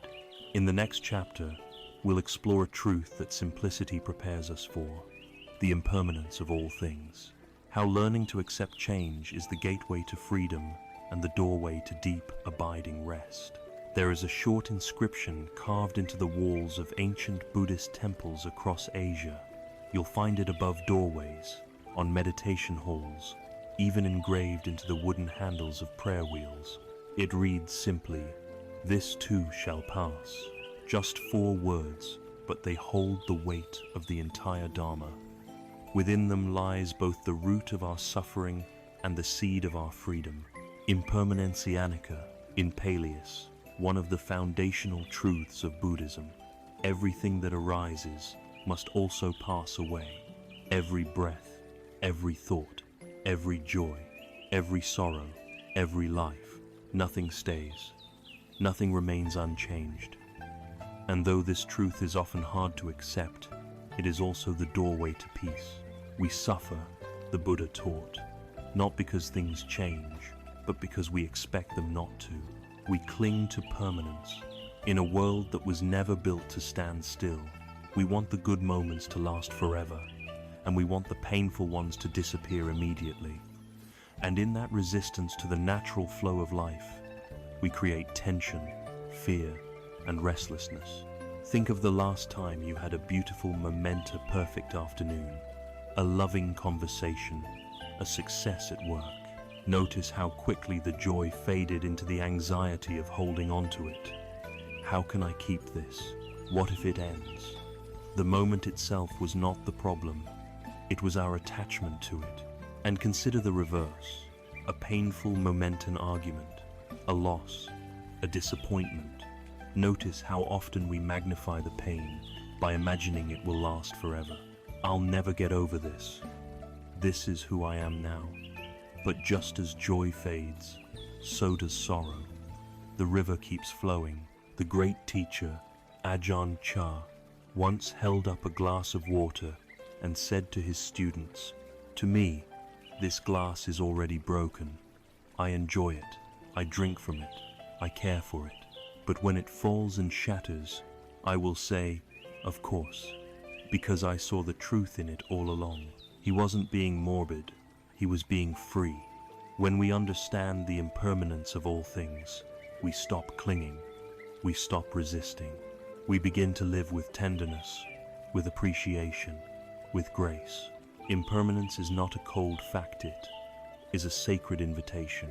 It teaches us to cherish what we have while we have it, to say, "I love you" while we still can, to savor the sip of tea, the warmth of a friend's voice, the feeling of sun on our skin. We stop rushing, we start witnessing. In this way, impermanence is not our enemy, it's our greatest teacher. But let's be honest, accepting change is not easy. There's a part of us that longs for stability, for things to stay how they are when we're happy, and to change instantly when we're in pain. But life doesn't work that way, and so we resist, we bargain, we grieve, we hold on tighter, even as things slip through our fingers. This is where the practice begins. To accept impermanence, we must practice presence. We must train the mind to stay with what is, without pushing or pulling. When we sit in meditation, we watch the breath come and go. We feel the rise and fall of sensation. We see how thoughts appear and vanish like clouds in the sky. At first, this feels subtle, but over time, we begin to notice everything is moving. Nothing holds still. Even the body, its warmth, its tension, its pulse changes from moment to moment. And so, rather than trying to freeze life, we begin to flow with it. This shift brings deep relief. We stop taking everything so personally. A bad mood is no longer a failure, it's just weather. A sleepless night is no longer a crisis, it's just passing clouds. Even our identities, the roles we play, the stories we tell, become more spacious, more fluid. We realize, I am not this sadness, I am not this success, I am not this fear, I am the space in which all of it arises and dissolves. And when we truly internalize impermanence, our relationship with suffering changes. We stop asking, how do I make this go away? And start asking, can I sit with this, knowing it will change? This opens the door to a gentle, grounded kind of peace. Take the example of grief. When someone we love dies or leaves, the pain can feel unbearable. And in many ways, it is. But when we remember impermanence, we stop demanding that the pain leave immediately. We allow it to move through us in its own time. We grieve with dignity, knowing that this, too, will soften. Or consider the anxiety of change, losing a job, moving cities, growing older. We often fear these changes because they threaten our sense of control. But when we embrace impermanence, we understand life is change. Stability is not found in circumstances. It's found in how we relate to them. The Buddha once said, "All conditioned things are like dreams, illusions, bubbles, or shadows. They are like dew or lightning. Thus should they be seen." This is not to say that life is meaningless. Quite the opposite. It means life is precious, fleeting, worth living with full attention and open heart. There's a practice in the Tibetan tradition called Marana Satith, meditation on death. Practitioners reflect each day on the fact that life is short, that death is certain, and that its time is unknown. This is not to create fear, but to cut through illusion. When we remember death, we remember how to live. We stop wasting time on things that don't matter. We let go of petty grudges. We speak truth. We love more deeply. We listen more fully. We go to sleep with fewer regrets. This is the medicine of impermanence. It wakes us up, and when we forget, we gently remind ourselves, this joy, it will pass, so I will savor it. This pain, it will pass, so I will endure it. This moment, it will pass, so I will be here for it. One of the most beautiful gifts of this practice is the easing of our fear. We fear endings, we fear loss, we fear growing old. But impermanence teaches us that change is not a failure, it is the way of life. The flower blooms and fades, the moon waxes and wanes, the tide comes in and goes out. There is nothing wrong with this. It is beautiful, it is natural.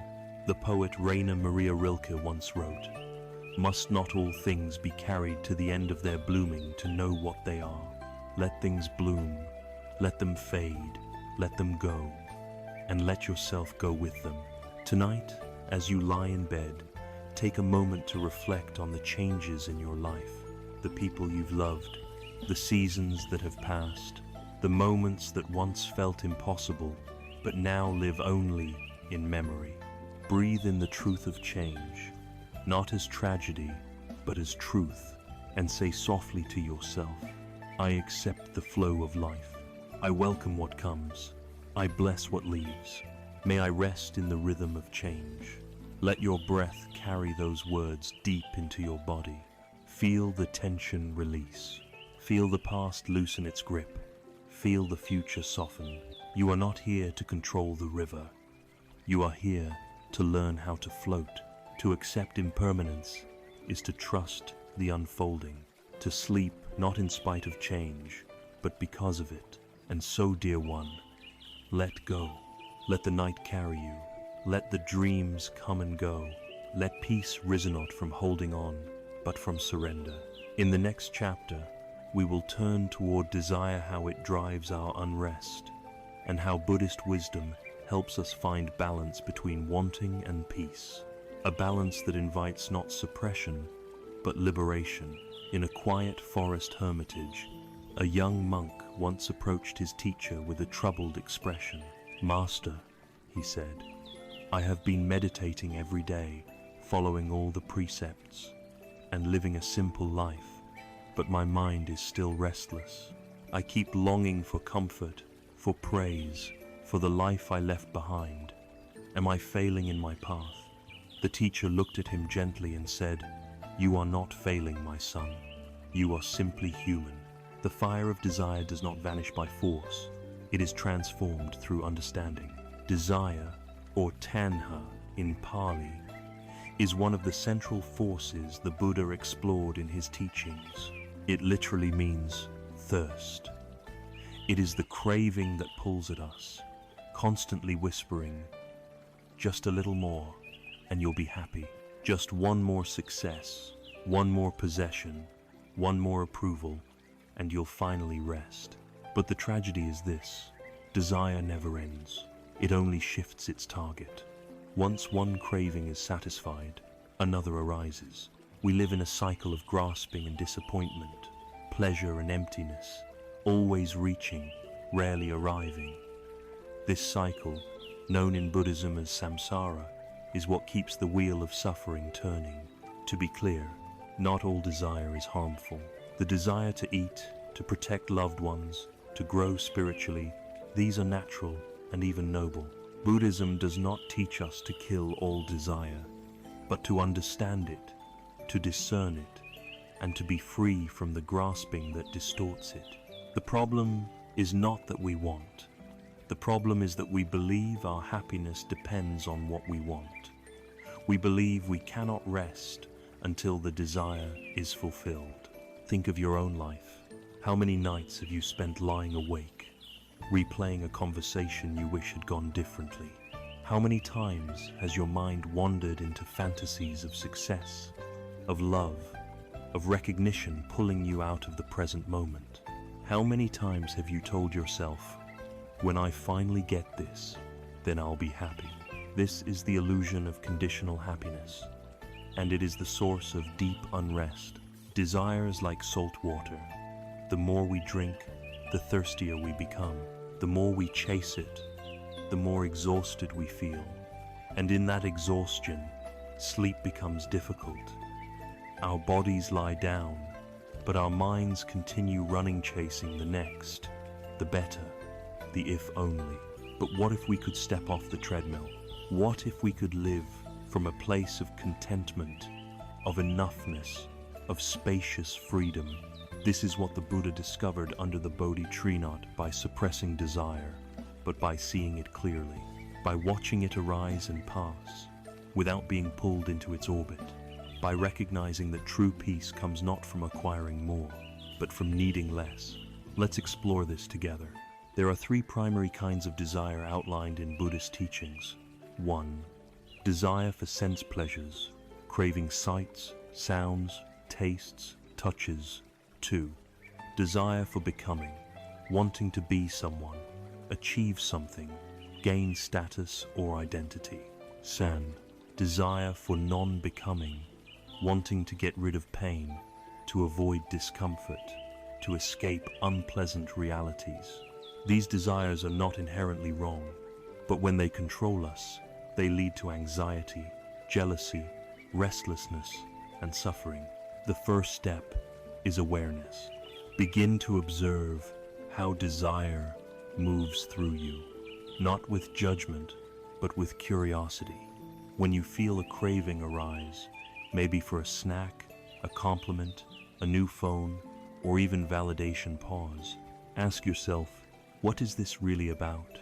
Is this desire leading me to peace or pulling me away from it? Is this a true need or a passing impulse? You'll begin to see how often we are pulled by habit, by emotion, by unconscious belief. The desire is rarely about the object itself, it's about the feeling we think it will bring. And that feeling is usually something deeper, the desire to be seen, to feel safe, to be enough. When we meet these core needs directly with mindfulness, with compassion, we begin to untangle the grip of surface-level cravings. This is where the practice of renunciation becomes powerful. In the West, renunciation often sounds like deprivation. But in Buddhism, it is not a punishment. It is an act of clarity. We don't give things up because we are unworthy. We let them go because we see they no longer serve us. It's like setting down a heavy bag after carrying it for miles. At first, we resist. But I might need this. But then we feel the lightness. We feel the freedom. Try this practice. For one day, choose one desire to let go of. Maybe it's checking your phone constantly. Maybe it's sugar. Maybe it's seeking validation.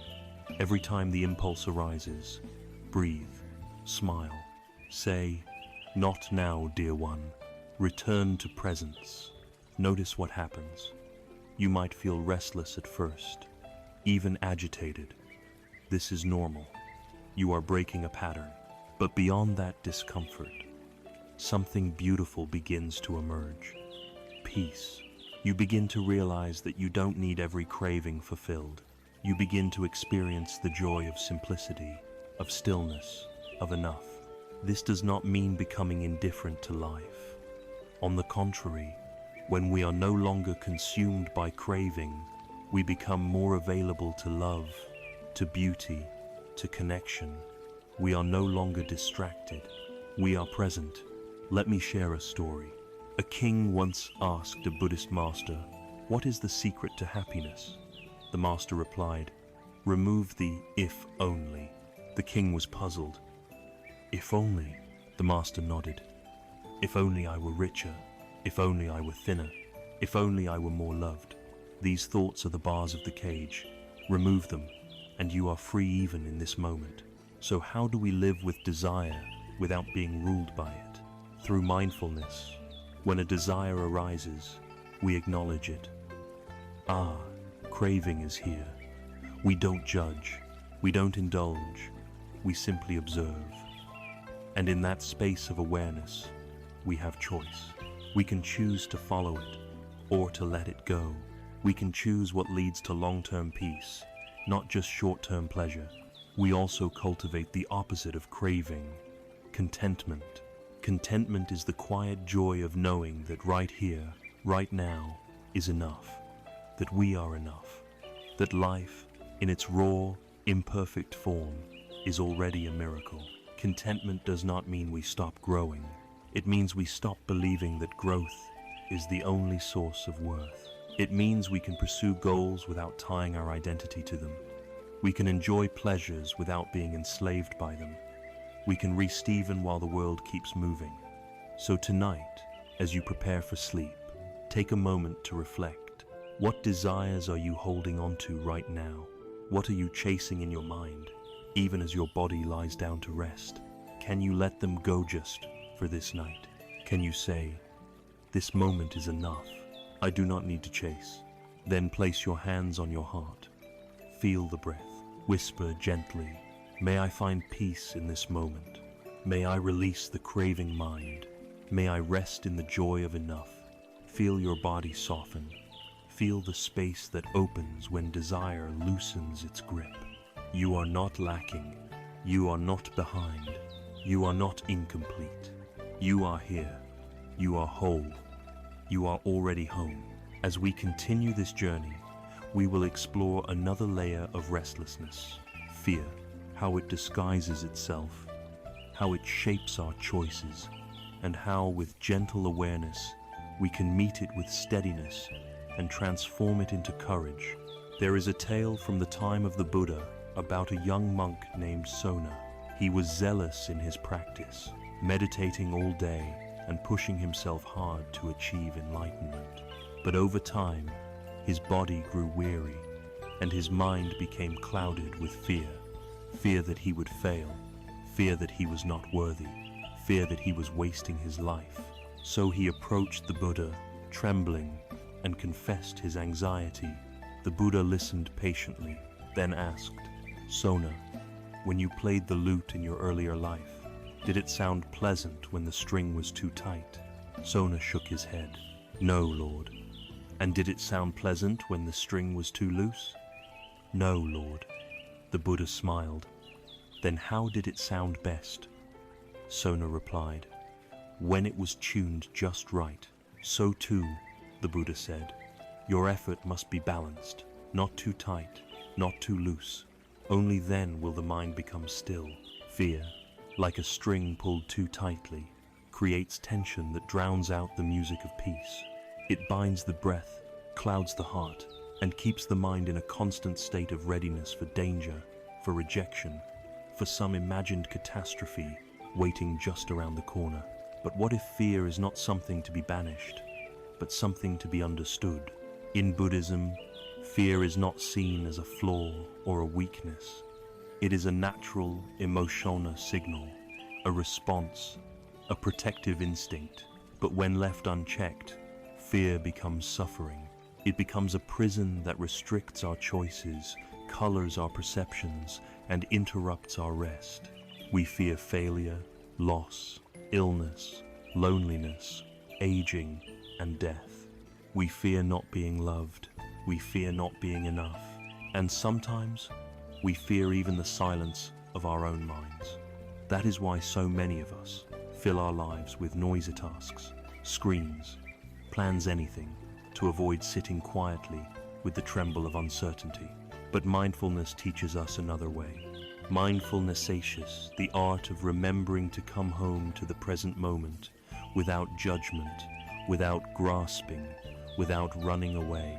It is the steady light of awareness that holds fear not with resistance, but with care. When we turn toward fear with mindfulness, something shifts. We stop seeing it as the enemy. We begin to see it as a teacher. Let's begin there with awareness.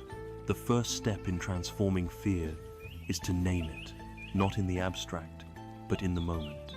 When anxiety grips your chest, when your thoughts spiral into worry, pause, breathe, then say gently, "Fear is here." That simple act of naming creates space.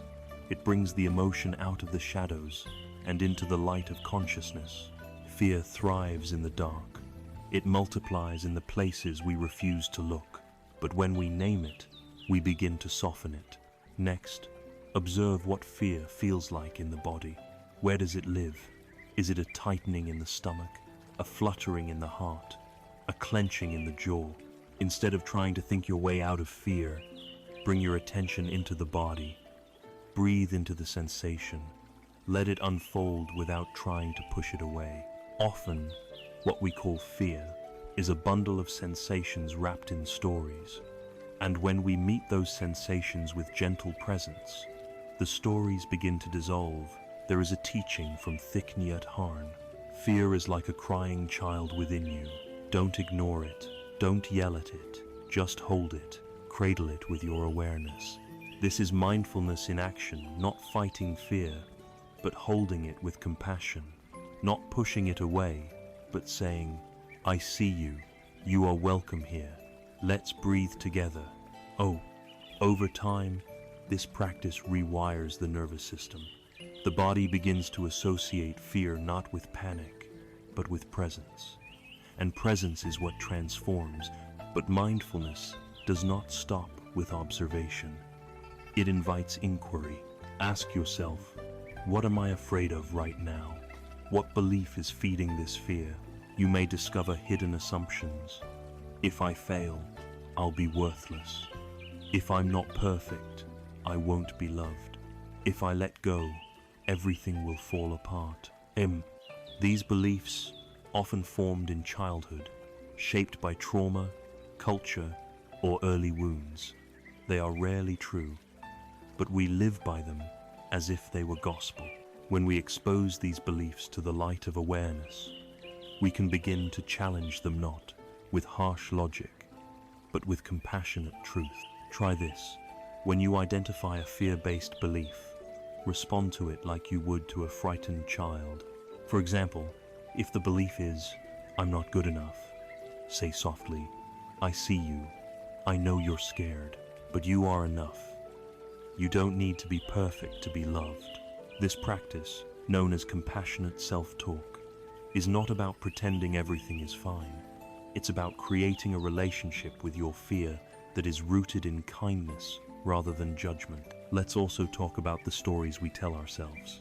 Fear often speaks in stories. What if this happens? What if they reject me? What if I never find peace? These stories are fueled by imagination, not reality. And while the mind thinks it's protecting us, it's often keeping us stuck. Mindfulness invites us to return to what is actually happening right now.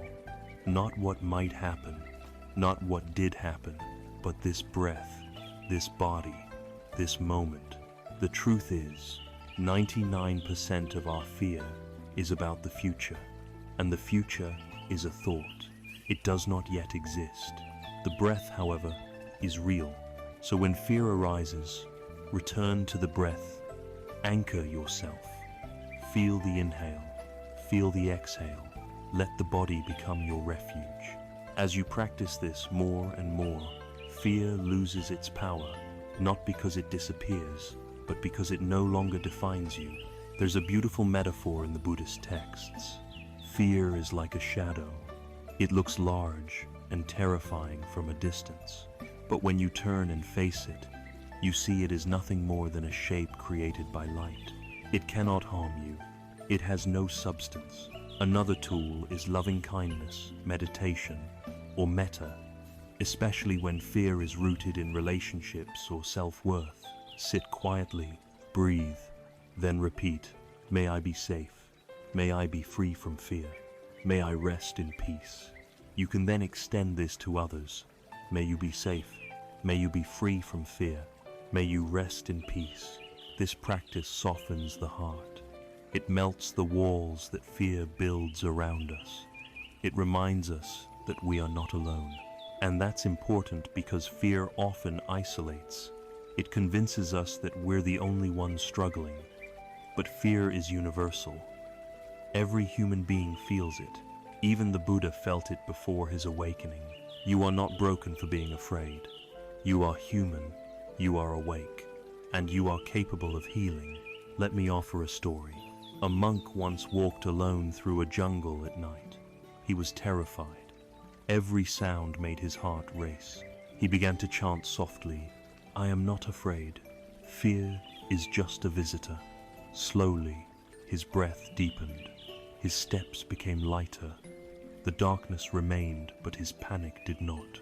He arrived at his hut in silence, and he slept deeply under the stars. This story is a metaphor for our own journey.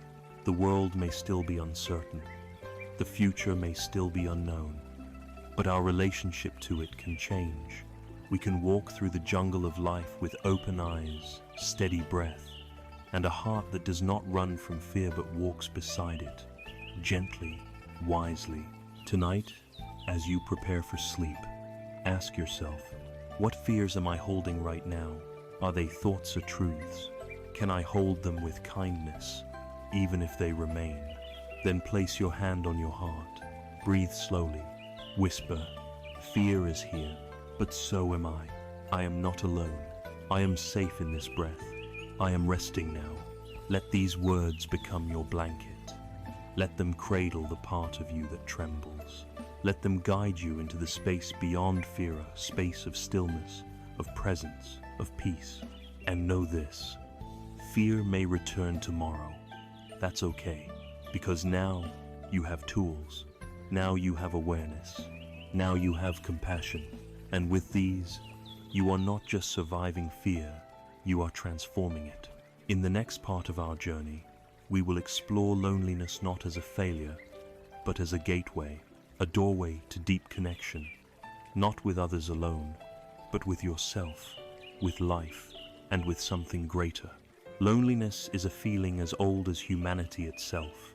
It creeps into the quiet hours of the night, whispering that we are isolated, forgotten, or fundamentally disconnected from others.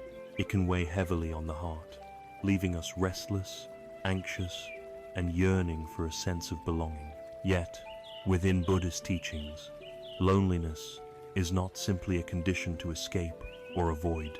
To fill it is an opportunity for profound insight and healing.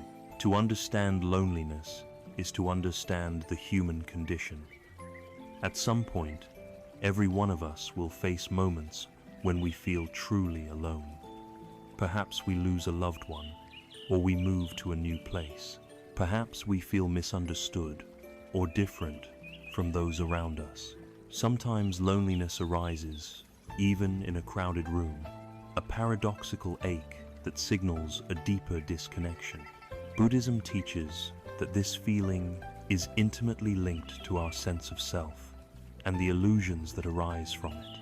We believe we are separate, discrete entities, isolated from one another and from the world. This belief leads to suffering, including loneliness. Yet, the Buddha also taught that all beings are interconnected into being, as Thich Nhat Hanh calls it. We are like waves on the ocean, each distinct but inseparable from the water beneath. When we come to see this truth, loneliness begins to lose its grip. But how do we get there from the place of solitude or heartache? How do we navigate the sharp edges of loneliness with wisdom rather than fear or desperation? First, mindfulness invites us to be present with our loneliness, not to push it away, ignore it, or fill it with distractions. but to sit with it fully. This may sound counterintuitive. Why would we want to invite more pain? Because in mindfulness, the path to healing always begins with awareness and acceptance. When loneliness arises, notice it. Feel where it lives in your body. Perhaps it is a heaviness in the chest, a hollow in the stomach, a tightness in the throat. Acknowledge it without judgment. Say quietly, loneliness is here. This act of naming is powerful. It moves the feeling from being a vague, overwhelming fog to something concrete, something that can be observed and understood. Loneliness thrives in stories. I am unlovable. No one cares. I am invisible. Mindfulness helps us to step back from these narratives and see them as thoughts passing clouds in the sky of awareness. In this space, we can ask, what does this loneliness want from me? What is it trying to show me? Often, loneliness is a messenger. It calls us back to ourselves, to the relationship we have with our own hearts. It invites us to deepen our self-compassion and self-connection. Many people fear being alone because they fear being with themselves. But Buddhism offers a different view, that true companionship is found within. When we learn to be present with ourselves with kindness, patience, and curiosity, loneliness transforms into solitude, a sacred space for growth. This process is supported by the practice of loving-kindness meditation, metta. In this meditation, we cultivate feelings of warmth and goodwill towards ourselves first, then gradually extend them outward. Begin by sitting comfortably. Place your hands on your heart. Breathe deeply. Silently repeat, may I be safe. May I be peaceful. May I be free from suffering. May I live with ease. Allow these words to sink in. Imagine your heart expanding with love. Next, extend these wishes to a friend, a neutral person, even someone you find difficult. Finally, extend loving kindness to all beings everywhere. This practice nurtures a sense of connection that transcends physical presence. It reminds us that we are part of a vast web of life, held by an invisible network of love. Another teaching in Buddhism is the idea of non-self, anatta. The feeling of loneliness often arises because we see ourselves as isolated eyes. But when we investigate this self deeply, we find it to be a collection of ever-changing parts, thoughts, feelings, body sensations, none of which is permanent or separate. This insight frees us from the prison of loneliness. We begin to see that our self is not a solid island, but a flow of connections. We are never truly alone. In practical terms, this means shifting from clinging to relationships for security to appreciating relationships as part of a dynamic whole. This can change how we engage with others. Instead of fear-driven attachment, we approach connection with openness and generosity. We accept that people come and go, and that change is natural. We find joy in moments of presence rather than in constant possession. Still, loneliness can be deeply painful. It's important to honor that pain. Do not rush yourself to fix it or move on. Allow yourself to grieve, to cry, to feel. These are natural responses. Sometimes, loneliness calls us to reach out to friends, family, communities, or even professional support. Connection is healing, but the root of healing is always within. Imagine a night sky filled with stars, each star distant, alone, but together they create a vast, shimmering tapestry. So too are each individual distinct, yet part of a greater whole. When you lie down tonight, bring awareness to any loneliness you feel. Place a hand over your heart. Breathe deeply. Silently say, I am here. I am not alone. I am connected to all that is. Let this truth seep into your bones. Let the quiet comfort you. And know this, loneliness is not a curse. It is a doorway, a chance to meet yourself, to open your heart, to find peace in the vastness of existence. As you rest tonight, may you feel held by the gentle embrace of all life. In the next part of our journey, we will explore how to strengthen inner resilience, how to cultivate the inner strength that allows us to meet life's challenges with courage and grace, and to sleep with a steady mind and peaceful heart. There is an ancient Buddhist teaching about the bamboo tree. The bamboo is slender, flexible, and bends easily with the wind. When storms come, it sways rather than breaks, flowing with the force rather than resisting it. Over time, it grows tall and strong, rooted deeply but always adaptable. This resilience is a powerful metaphor for how we, too, can face the storms of life, not by hardening or breaking, but by cultivating inner strength that is both steady and supple. Inner resilience is the capacity to meet life's inevitable challenges with courage, grace, and presence. It is the strength that keeps us grounded amid uncertainty, that helps us recover from setbacks, and that enables us to rest peacefully even when the mind is stirred by difficulty. In the modern world, resilience is often mistaken for toughness or stoicism, a rigid endurance that pushes through pain and ignores vulnerability. But Buddhist wisdom reveals a deeper, gentler resilience, one that embraces vulnerability as part of strength and recognizes that true power arises from softness, not hardness. How then do we cultivate this inner resilience? How do we become like bamboo, flexible, rooted, and strong? The journey begins with mindfulness. Mindfulness is the foundation upon which resilience is built. When we are mindful, we are aware of what is happening within and around us, without being overwhelmed by it. We observe our emotions, thoughts, and bodily sensations with gentle curiosity instead of reacting impulsively. Resilience grows when we stop struggling against our experiences and start embracing them with awareness. When pain arises, instead of pushing it away or trying to numb it, we allow ourselves to feel it fully. When fear comes, we meet it with presence rather than avoidance. This mindful approach transforms challenges from enemies into teachers. Let me share a story. A young monk was overwhelmed with doubt and frustration on his path. He went to his teacher and said, "Master, I feel weak and defeated. How can I be strong in the face of so much suffering?" The teacher replied, "Strength does not come from resistance. It comes from acceptance. Like the bamboo, you must learn to bend without breaking." The monk reflected on this and began to practice mindfulness with more patience. Over time, he found his spirit steadying like the bamboo in the wind. Another vital component of resilience is self-compassion. When life is hard, many of us become harsh critics of ourselves, believing that suffering is a sign of failure. But self-compassion invites us to treat ourselves with the same kindness and understanding we would offer a dear friend in pain. Research shows that self-compassion not only improves emotional well-being, but also strengthens resilience. When we soothe ourselves with gentle words and caring attention, we create an inner safe space that supports healing and growth. Try this practice tonight. When you notice stress or difficulty, place a hand over your heart and say silently, "May I be kind to myself.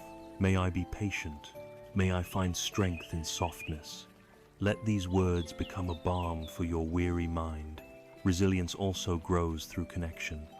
Buddhism reminds us that we are interdependent beings. Our strength is not just personal but collective.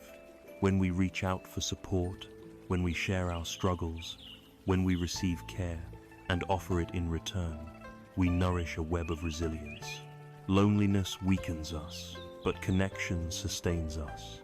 And even when physical distance separates us, the intention to hold each other with love and compassion bridges the gap. Physical care is another important pillar of resilience.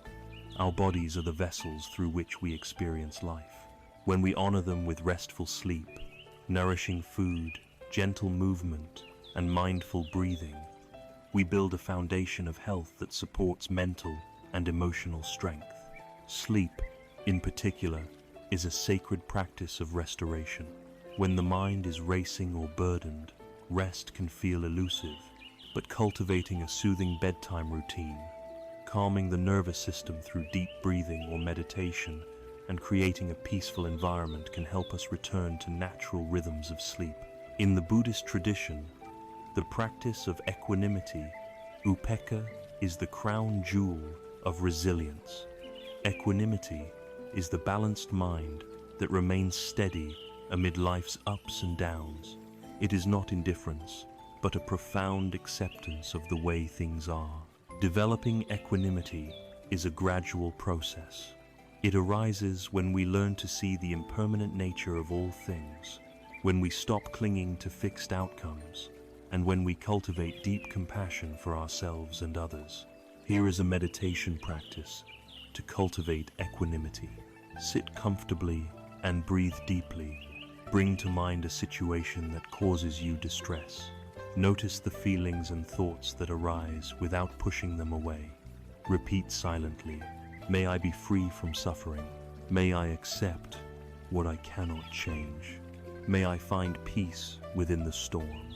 Then extend these wishes to others who are struggling. May you be free from suffering. May you accept what you cannot change. May you find peace within your storm.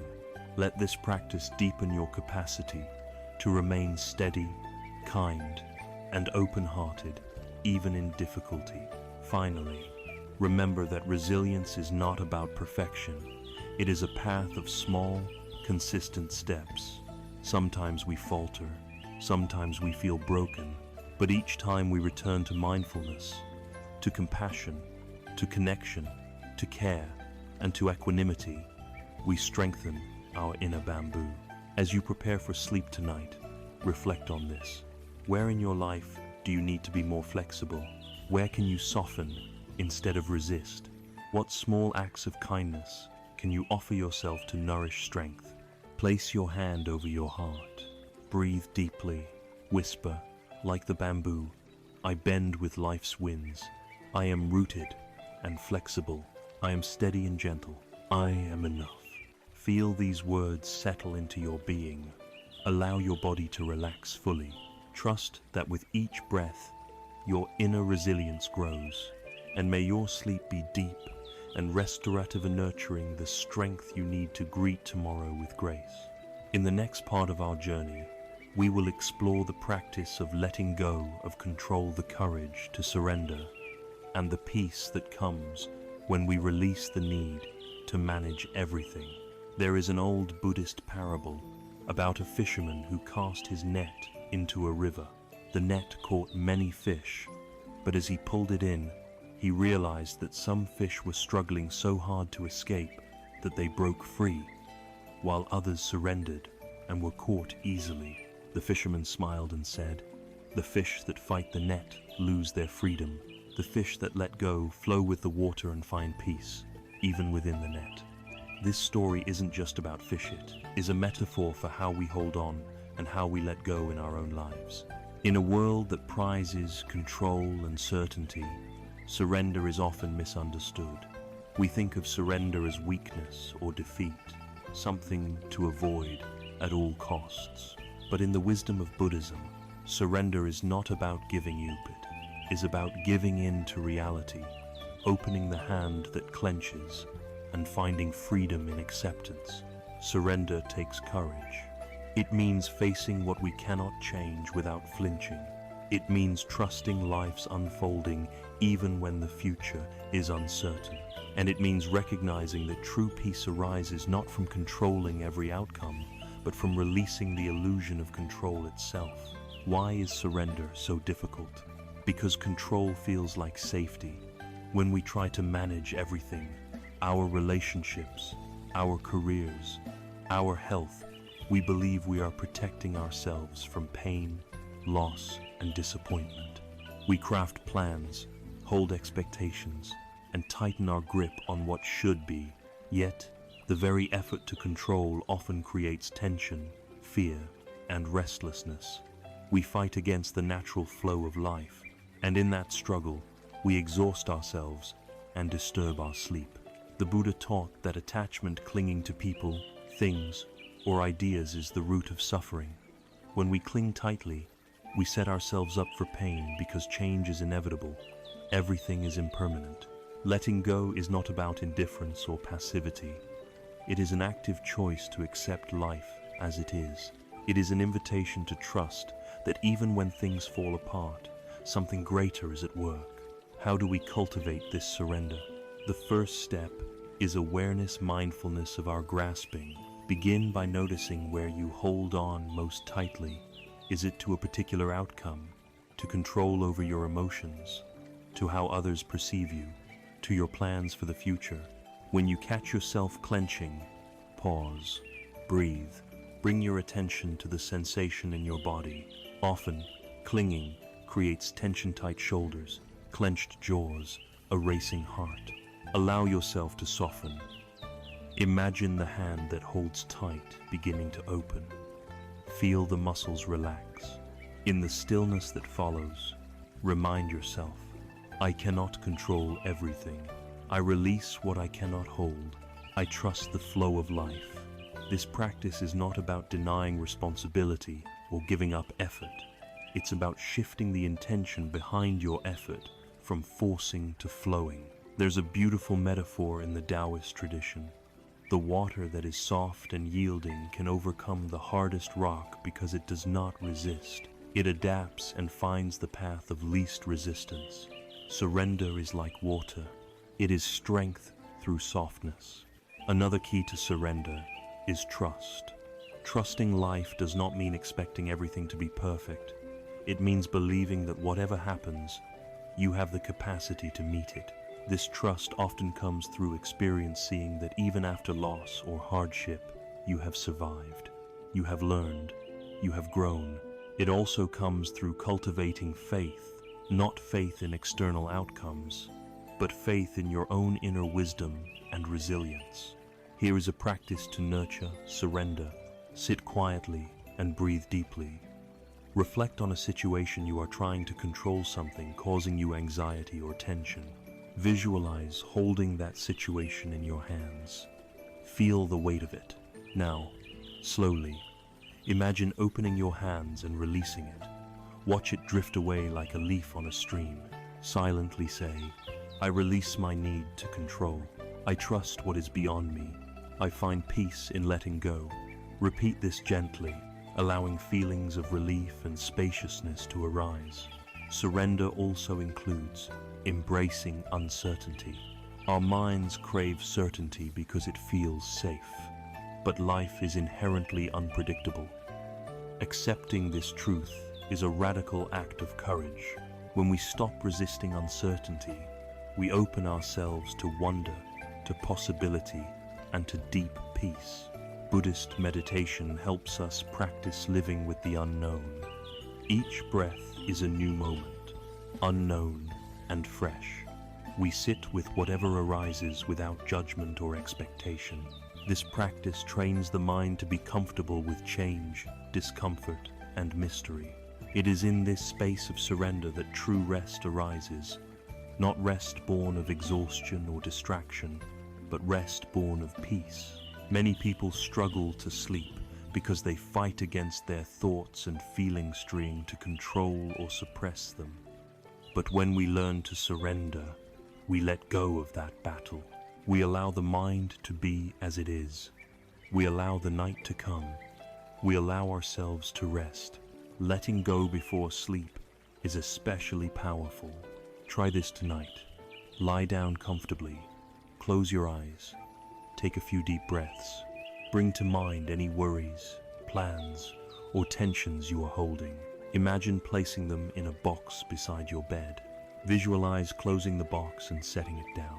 Silently say, I release these cares for now. I will meet them with fresh eyes tomorrow. For now, I rest. Feel the body soften. Feel the breath deepen. Allow sleep to come without resistance. Remember, surrender is not one time. It is a practice. You may resist again tomorrow, and that is okay. Each time you return to letting go, you build your capacity to flow with life's currents. As you cultivate surrender, you discover that freedom was never in control, but in the space created by release. Tonight, as you prepare for sleep, whisper to yourself, I let go of what I cannot change. I open to what is. I trust the unfolding of life. I rest in peace. Feel these words cradle your heart. Allow the night to hold you gently. And know that in surrender, you are not giving up. You are stepping into the greatest courage of all. The courage to be at peace with what is. In the next part of our journey, we will explore the transformative power of gratitude, how cultivating a grateful heart softens the mind, opens the spirit, and invites deep, restorative sleep. There is a story from the Zen tradition about a monk who was given a simple bowl as a gift. At first, he barely noticed it an ordinary object among many in the monastery, but one day, as he washed the bowl, he suddenly became aware of its shape, its smooth surface, the way light played on its curves. He smiled, realizing that this ordinary bowl held infinite value simply because he had awakened to its presence. In that moment, gratitude blossomed not for the bowl alone, but for the gift of seeing, for the gift of life itself. Gratitude is often misunderstood as a polite gesture or a fleeting feeling. We might think it's something we express only when good things happen, but Buddhist wisdom reveals gratitude as a deep and transformative practice, a way of opening the heart, softening the mind, and inviting peace into every moment. In our modern lives, it's easy to focus on what is lacking, what is wrong, what needs fixing. We measure success by what we acquire, by what we achieve, by what we don't have yet. This constant striving creates a restless mind, a mind that never settles, a heart that never feels full. It's no wonder that so many struggle to find true rest. But gratitude shifts this perspective. It turns the mind away from scarcity and toward abundance. It asks us to notice the gifts that already surround us, the breath that fills our lungs, the warmth of the sun on our skin, the kindness of a friend, the rhythm of our heartbeat. Gratitude reminds us that life itself is a miracle, not because it's perfect, but because it's here, unfolding moment by moment. This shift is not trivial. Neuroscience shows that cultivating gratitude changes the brain, increasing activity in regions associated with joy, compassion, and connection. Gratitude reduces anxiety, depression, and stress. It helps us sleep better. But beyond the science, gratitude is a gateway to wisdom, a way of seeing that transforms suffering into acceptance and discontent into contentment. How do we cultivate gratitude? How do we make it a daily practice that supports restful sleep and gentle peace? First, begin with attention. The practice of gratitude starts with mindful noticing. Throughout your day, pause to observe what you have, what you see, what you feel. This is not about denying pain or difficulty. It's about finding light, even in the shadows. You might notice the taste of your food, the sound of birdsong, the comfort of a chair. You might remember a kind word someone said, or feel the beating of your own heart. These small moments become seeds of gratitude. One simple exercise is to keep a gratitude journal. Each night, write down 3 things you are grateful for. They can be as simple as a warm cup of tea or a smile from a stranger. Over time, this practice rewires your mind to see more abundance, more connection, more joy. Another way is through loving kindness meditation, metta, where gratitude is extended not only to ourselves, but to others. Begin by silently repeating, "May I be happy, may I be healthy, may I be safe, may I live with ease." Then extend these wishes to those you love, to acquaintances, to difficult people, and finally to all beings. This practice opens the heart and dissolves barriers of separation. Gratitude also deepens when we remember impermanence, in the truth that all things arise and pass away.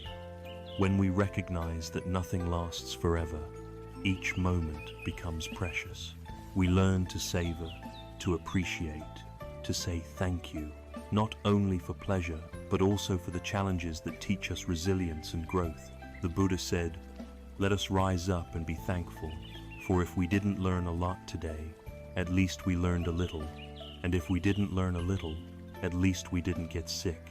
And if we got sick, at least we didn't die. So, let us all be thankful." This perspective turns even hardship into a teacher and an occasion for gratitude. Gratitude transforms sleep, too. When we cultivate appreciation before bed, we calm the mind's restless chatter. Instead of worrying about tomorrow or replaying the day's stresses, we anchor ourselves in what is good and true. This fosters relaxation, safety, and ease conditions necessary for deep sleep. Try this tonight. Before closing your eyes, take a few deep breaths. Reflect on 3 things from your day for which you are grateful. Let each thought fill your body with warmth and softness. Whisper silently, "Thank you for this day. Thank you for this breath. Thank you for this moment." Feel your heart open. Feel your body relax. Feel your mind settle. Let gratitude be the lullaby that carries you into rest. Remember, gratitude is not about having a perfect life. It is about seeing perfectly what you already have. It is a practice of presence, a celebration of life's simple gifts. As you cultivate gratitude, you invite peace, you invite joy, you invite healing, and in that invitation, you create the conditions for gentle sleep and a silent mind. Tonight, as you rest, may you be held by the gentle power of gratitude. May it fill your dreams with light, and may it awaken you to the beauty that lives in each new morning. In the next part of our journey, we will explore the healing nature of compassion, how kindness toward ourselves and others softens the heart, quiets the mind, and restores the soul. In the quiet monastery of a remote mountain, an old monk once said to his disciples, "Compassion is the medicine for all wounds. It is the balm that soothes the restless mind and opens the closed heart." This simple yet profound teaching echoes throughout Buddhist wisdom, that compassion is not just an ideal, but a vital practice that heals, transforms, and nurtures both ourselves and others. Compassion, or karuna in Pali, is often understood as empathy or kindness. But in Buddhism, it is much deeper, a boundless, active quality that arises when we truly recognize the shared experience of suffering in ourselves and others. Compassion is the heartfelt response to the pain of life, a tender willingness to relieve it whenever we can. Why is compassion so healing? Because suffering is universal. Everyone, without exception, encounters pain, physical, emotional, or spiritual. When we recognize this truth, walls between self and other begin to dissolve. We realize that to suffer is to be human, and to hold that suffering gently is to connect with life's deepest pulse. In our fast-paced, often isolated world, many people feel disconnected from themselves, from others, and from a sense of meaning. This disconnection fuels loneliness, anxiety, and despair. Compassion is the bridge that reconnects us first inwardly, then outwardly. Cultivating compassion is both an art and a practice. It begins within. We cannot pour from an empty cup. When our own hearts are hardened by judgment, fear, or self-criticism, compassion feels distant or impossible. But when we learn to turn compassion toward ourselves, to meet our own suffering with kindness and understanding, we open the door to true healing. Self-compassion, as the teacher Kristen Neff calls it, involves 3 elements: self-kindness, common humanity, and mindfulness. Self-kindness means treating ourselves gently rather than harshly when we struggle. Common humanity reminds us that imperfection and suffering are part of the shared human condition. Mindfulness helps us hold our pain with balanced awareness, neither ignoring nor amplifying it. Try this practice now. Close your eyes and place your hands over your heart. Breathe deeply. Silently repeat, "May I be kind to myself. May I accept my imperfections. May I be patient with my healing."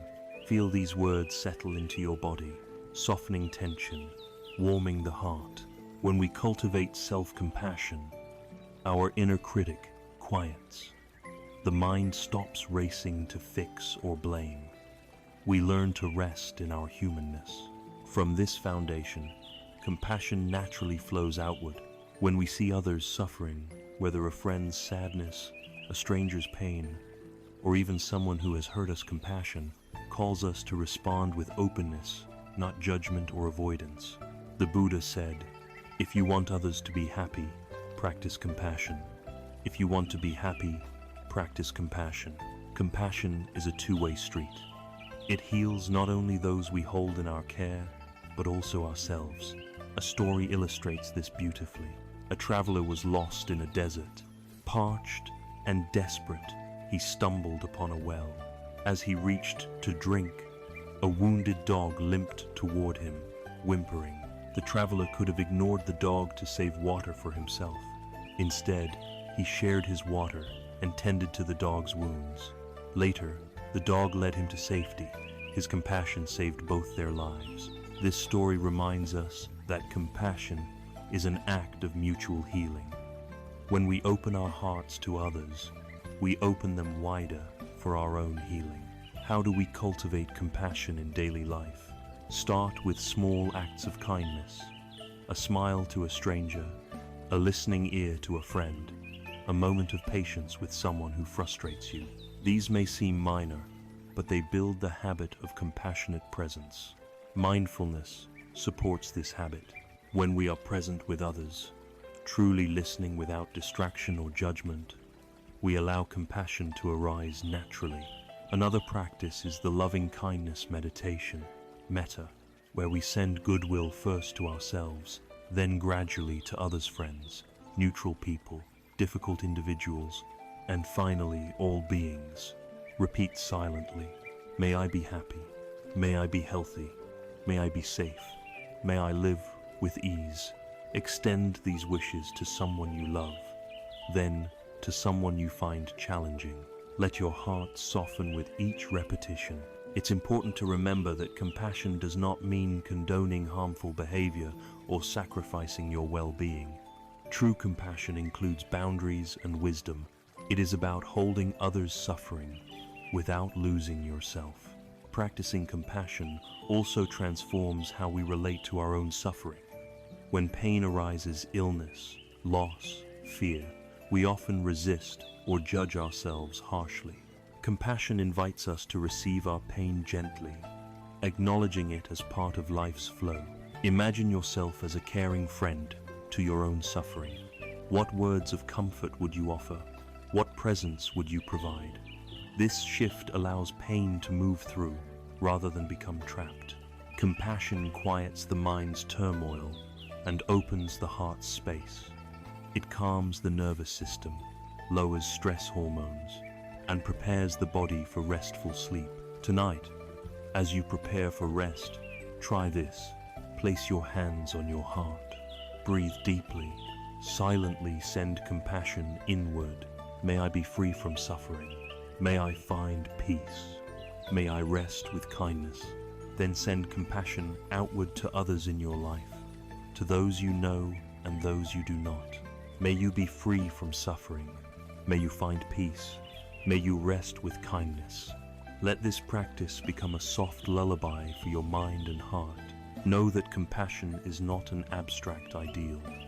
It is a living, breathing force that heals wounds, restores connection, and invites deep, gentle sleep. May your heart be filled with this healing light tonight, and as you rest, may compassion guide you into dreams of peace and awakening. In the next part of our journey, we will explore the power of mindful breathing, how returning to the breath anchors us in calm, nourishes resilience, and invites the silent mind necessary for gentle sleep. Breath is the silent thread that weaves through every moment of our lives. It is constant, yet often unnoticed. We inhale without thought, exhale without intention, carried along by the automatic rhythm of life. But within the simple act of breathing lies profound power, the power to anchor the mind, calm the nervous system, and return us to the present moment. In the teachings of the Buddha, mindful breathing, or anapanasati, is one of the most foundational practices, a doorway to insight, peace, and gentle sleep. Why is mindful breathing so powerful? Because the breath connects body and mind. It is the bridge between the physical sensations and mental states. When the mind races with worries, fears, or regrets, the breath can serve as a refuge, a steady point of focus that gently draws us back from distraction and overwhelm. When the body is tense, shallow, or restless, the breath can relax muscles, slow the heart rate, and ease anxiety. Unlike thoughts or emotions, which are often unpredictable and uncontrollable, the breath is always accessible. No matter where you are or what you're facing, you can turn to your breath and find calm. The Buddha recognized this and taught mindfulness of breathing as a path to awakening. By bringing attention to each inhale and exhale, we cultivate presence, clarity, and compassion. This practice helps us observe the transient nature of experience. Each breath arises and passes away, just like thoughts and feelings. Through this observation, we learn impermanence and release attachment. Let's explore how to bring mindful breathing into our daily lives, and especially into the moments before sleep, when the mind often refuses to quiet. Begin with simple awareness. Find a comfortable position lying down or sitting. Close your eyes if that feels safe. Bring your attention gently to the sensation of breathing. Notice the air entering your nostrils, cool and fresh. Notice the air leaving, warm and soft. Feel the rise and fall of your chest or abdomen with each breath. Do not try to change the breath. Simply observe it as it is natural, effortless, alive. If your mind wanders, as it inevitably will, gently bring it back to the breath. There is no need to judge or criticize yourself. Each return is a small victory, a strengthening of your mindfulness muscle. You can enhance this practice by mentally labeling each breath. Breathing in, I know I am breathing in. Breathing out, I know I am breathing out. This simple phrase anchors attention and keeps the mind from drifting. As you breathe mindfully, notice any tension or discomfort in your body. With each exhale, imagine releasing that tension. Feel the body soften, feel the mind slow. Over time, the breath deepens naturally. The nervous system calms, heart rate lowers, the body prepares for rest. There is a beautiful passage from the Satipatthana Sutta, one of the Buddha's core teachings on mindfulness, where he says, breathing in long, I know I am breathing in long. Breathing out long, I know I am breathing out long. Breathing in short, I know I am breathing in short. Breathing out short, I know I am breathing out short. This precise attention creates a spacious awareness. We do not push or pull the breath, but meet it as a friend. Another helpful method is to count breaths, which can further stabilize the mind. Count 1 on the inhale, 2 on the exhale, continuing to 10, then starting again.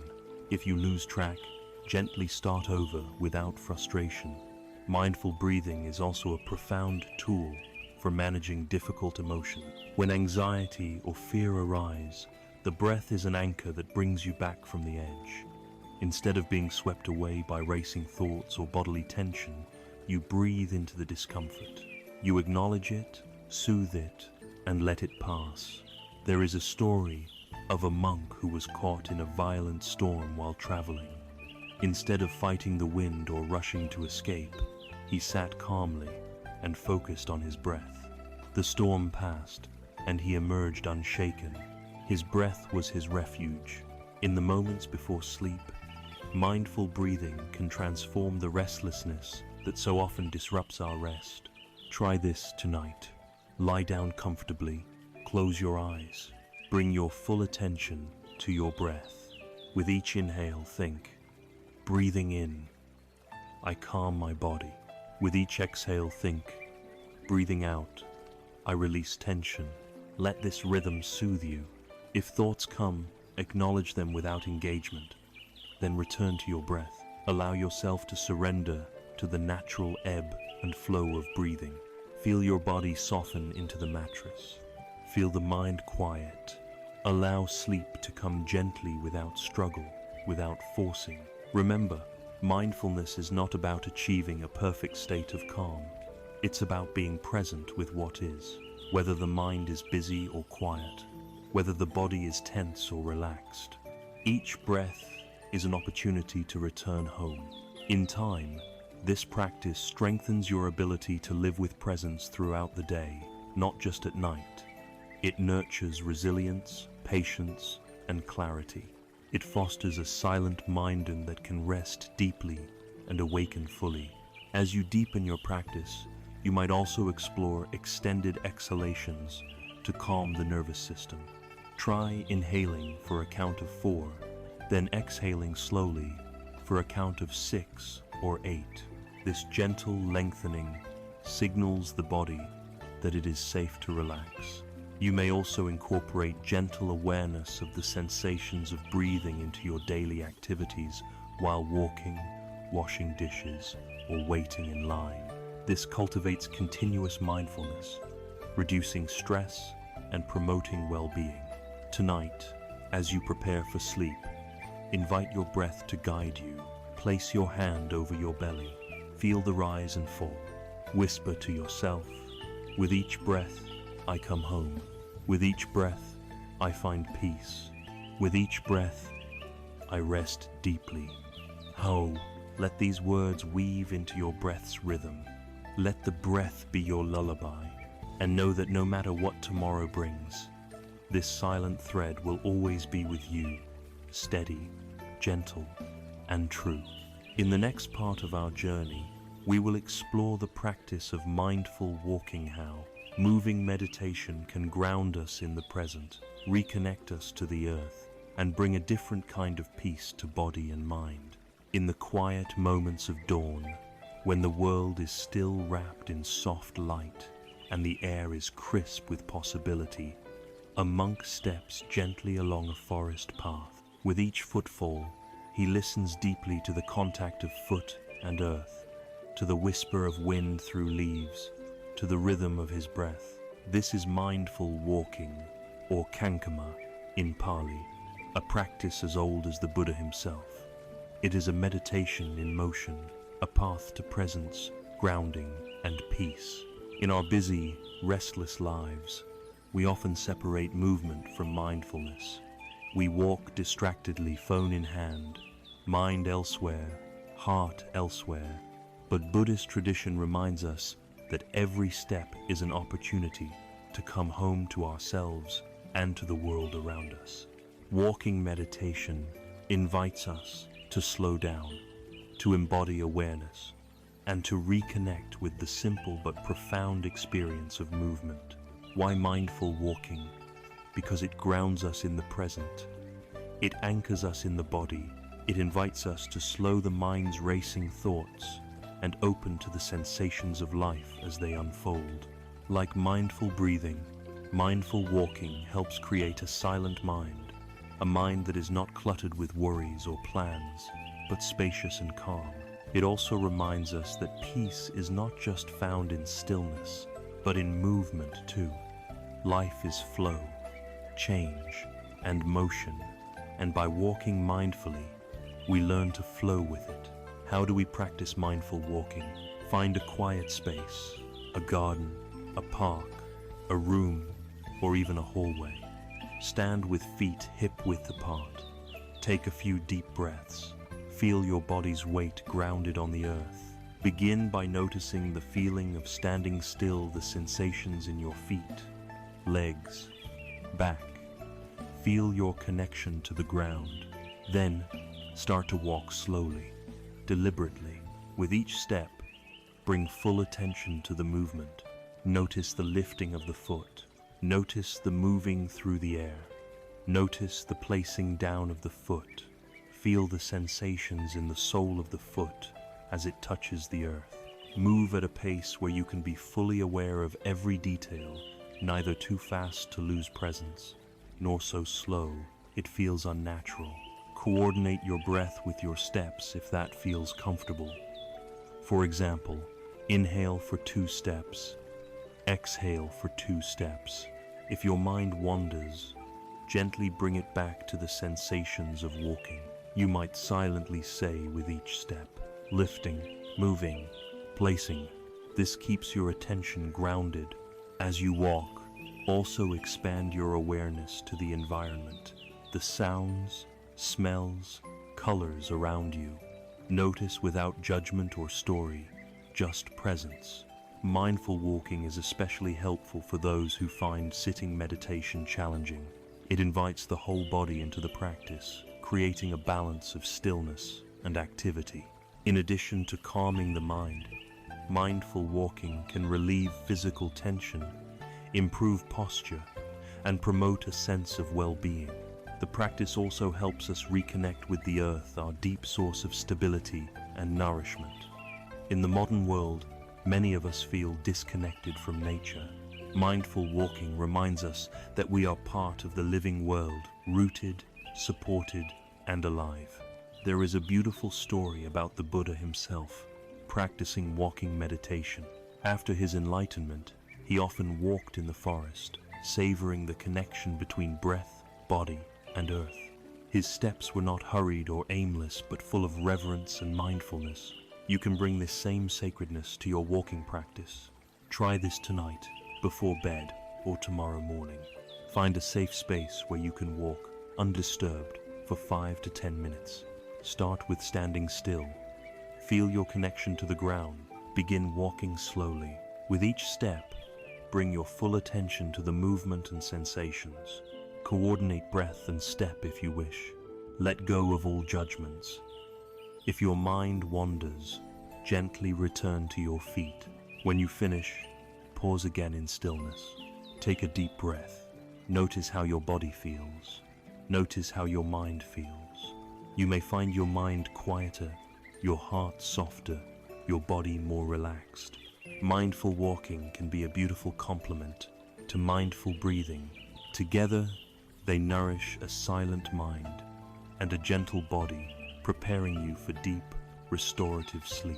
As you deepen this practice, you may notice changes beyond the moments of meditation, a greater ease in your daily movements, a more grounded presence in challenging situations, a deeper connection to the natural world. The simplicity of mindful walking holds vast power. It reminds us that peace is always available in the breath, in the step, in the moment. Tonight, as you prepare to rest, consider inviting this practice into your life. Visualize your steps as soft and steady. Imagine your body moving with grace. Silently say, with each step, I come home. With each step, I find peace. With each step, I rest. Feel your body soften. Feel your mind settle. Allow the gentle rhythm of mindful movement to carry you into sleep. Remember, peace is not a distant destination, it is here, now, in the simple act of walking and breathing. May this practice guide you to a silent mind and a gentle sleep. In the next part of our journey, we will explore the power of loving kindness, how cultivating goodwill toward ourselves and others opens the heart, dissolves barriers, and invites healing and rest. In the early dawn light of a peaceful monastery, a novice approached his teacher with a heart heavy with doubt and confusion. "Master," he said, "I struggle with anger and fear. I feel isolated and restless. How can I find peace?" The teacher smiled gently and replied, Begin with loving kindness. Let your heart be a source of warmth, first for yourself, then for all beings. This simple but profound teaching highlights the transformative power of metta-loving kindness, a central practice in Buddhism that opens the heart, softens the mind, and invites deep, gentle sleep. Loving kindness is more than a feeling. It is a practice of intentional goodwill, a conscious choice to cultivate warmth, care, and benevolence toward oneself and others. In a world that often feels harsh, disconnected, and stressful, loving kindness offers a balm, a healing touch that reaches beyond circumstance and into the very essence of our being. Why is loving kindness so powerful? Because at its core, it counters the forces that disturb our peace, anger, fear, isolation, and self-judgment. It replaces judgment with acceptance, hostility with compassion, and loneliness with connection. The Buddha taught that all beings desire happiness and wish to avoid suffering. When we cultivate loving kindness, we align ourselves with this universal truth. We awaken empathy and a sense of shared humanity. We see that the barriers between self and other are illusions that can be softened by heartfelt goodwill. Loving kindness is a practice that begins with the self. Many people find it easier to extend kindness to others than to themselves. We carry inner critics louder than the voices of friends. We punish ourselves for mistakes and shortcomings. But Buddhist wisdom invites us to meet ourselves with the same tenderness we would offer a beloved child. Self-loving kindness is the foundation for all other kindness. When we offer ourselves warmth and acceptance, we create a safe inner sanctuary where the mind can rest. We dissolve the harsh narratives that keep us restless and anxious. We nurture resilience and courage. Begin tonight with this practice. Sit or lie comfortably. Place your hands over your heart. Take a few slow, deep breaths. Silently repeat, "May I be safe. May I be peaceful. May I be healthy. May I live with ease." Allow the words to resonate, softening tension, opening the heart. Notice any resistance that is natural. Simply acknowledge it without judgment and return to the intention. As self-loving kindness deepens, extend it gradually outward, first to someone you love. May you be safe. May you be peaceful. May you be healthy. May you live with ease. Then to a neutral person, someone you see but do not know well. Then to someone you find difficult, perhaps even someone who has caused you pain. This step is often the most challenging but also the most healing. Extending loving kindness to those we struggle with dissolves resentment and opens the possibility of forgiveness. Finally, extend loving kindness to all beings everywhere, without exception. This expansive practice nurtures a profound sense of interconnectedness and compassion. Scientific studies show that loving kindness meditation increases positive emotions, reduces anxiety and depression, and fosters social connectedness. It strengthens the parasympathetic nervous system, promoting relaxation and restorative sleep. Loving kindness practice also transforms how we relate to the difficulties of life. Instead of fighting or fleeing from pain, we learn to hold it with gentleness and acceptance. Our hearts become more spacious, allowing healing to unfold naturally. Imagine your heart as a warm light. With each repetition of the phrases, see this light growing brighter, extending outward to touch yourself, your loved ones, strangers, and eventually the whole world. When the mind is restless at bedtime, this practice offers a pathway to calm. The repetition and visualization anchor attention, soften emotional tension, and invite peace. Try this tonight before sleep. Close your eyes. Place your hands on your heart. Breathe deeply.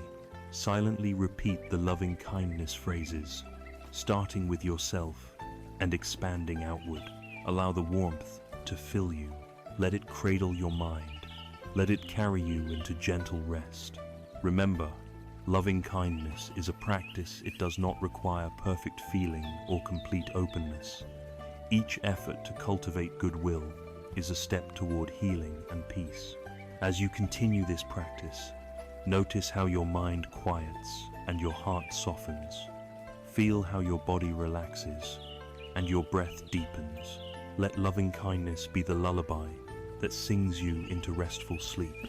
May your nights be filled with the gentle embrace of kindness toward yourself and all beings. In this final part of our journey, remember that the path to silent mind and gentle sleep is not about perfection or escape. It is about presence, compassion, acceptance, and courage. It is about coming home to ourselves with love. Rest well, rest deeply, rest kindly, and awaken with a heart open to the beauty and impermanence of life. Thank you for walking this path with me. Our journey through the landscape of the mind has been a gentle unfolding from the restless grasping of thoughts to the calm embrace of presence, from the turmoil of fear and anger to the soothing balm of compassion and loving kindness.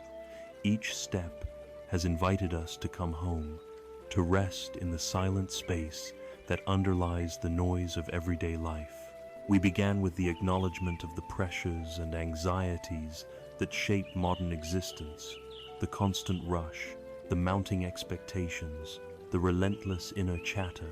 Yet, through the ancient wisdom of Buddhism, we discovered that peace is not a distant goal to be chased, but a reality always present, waiting beneath the surface.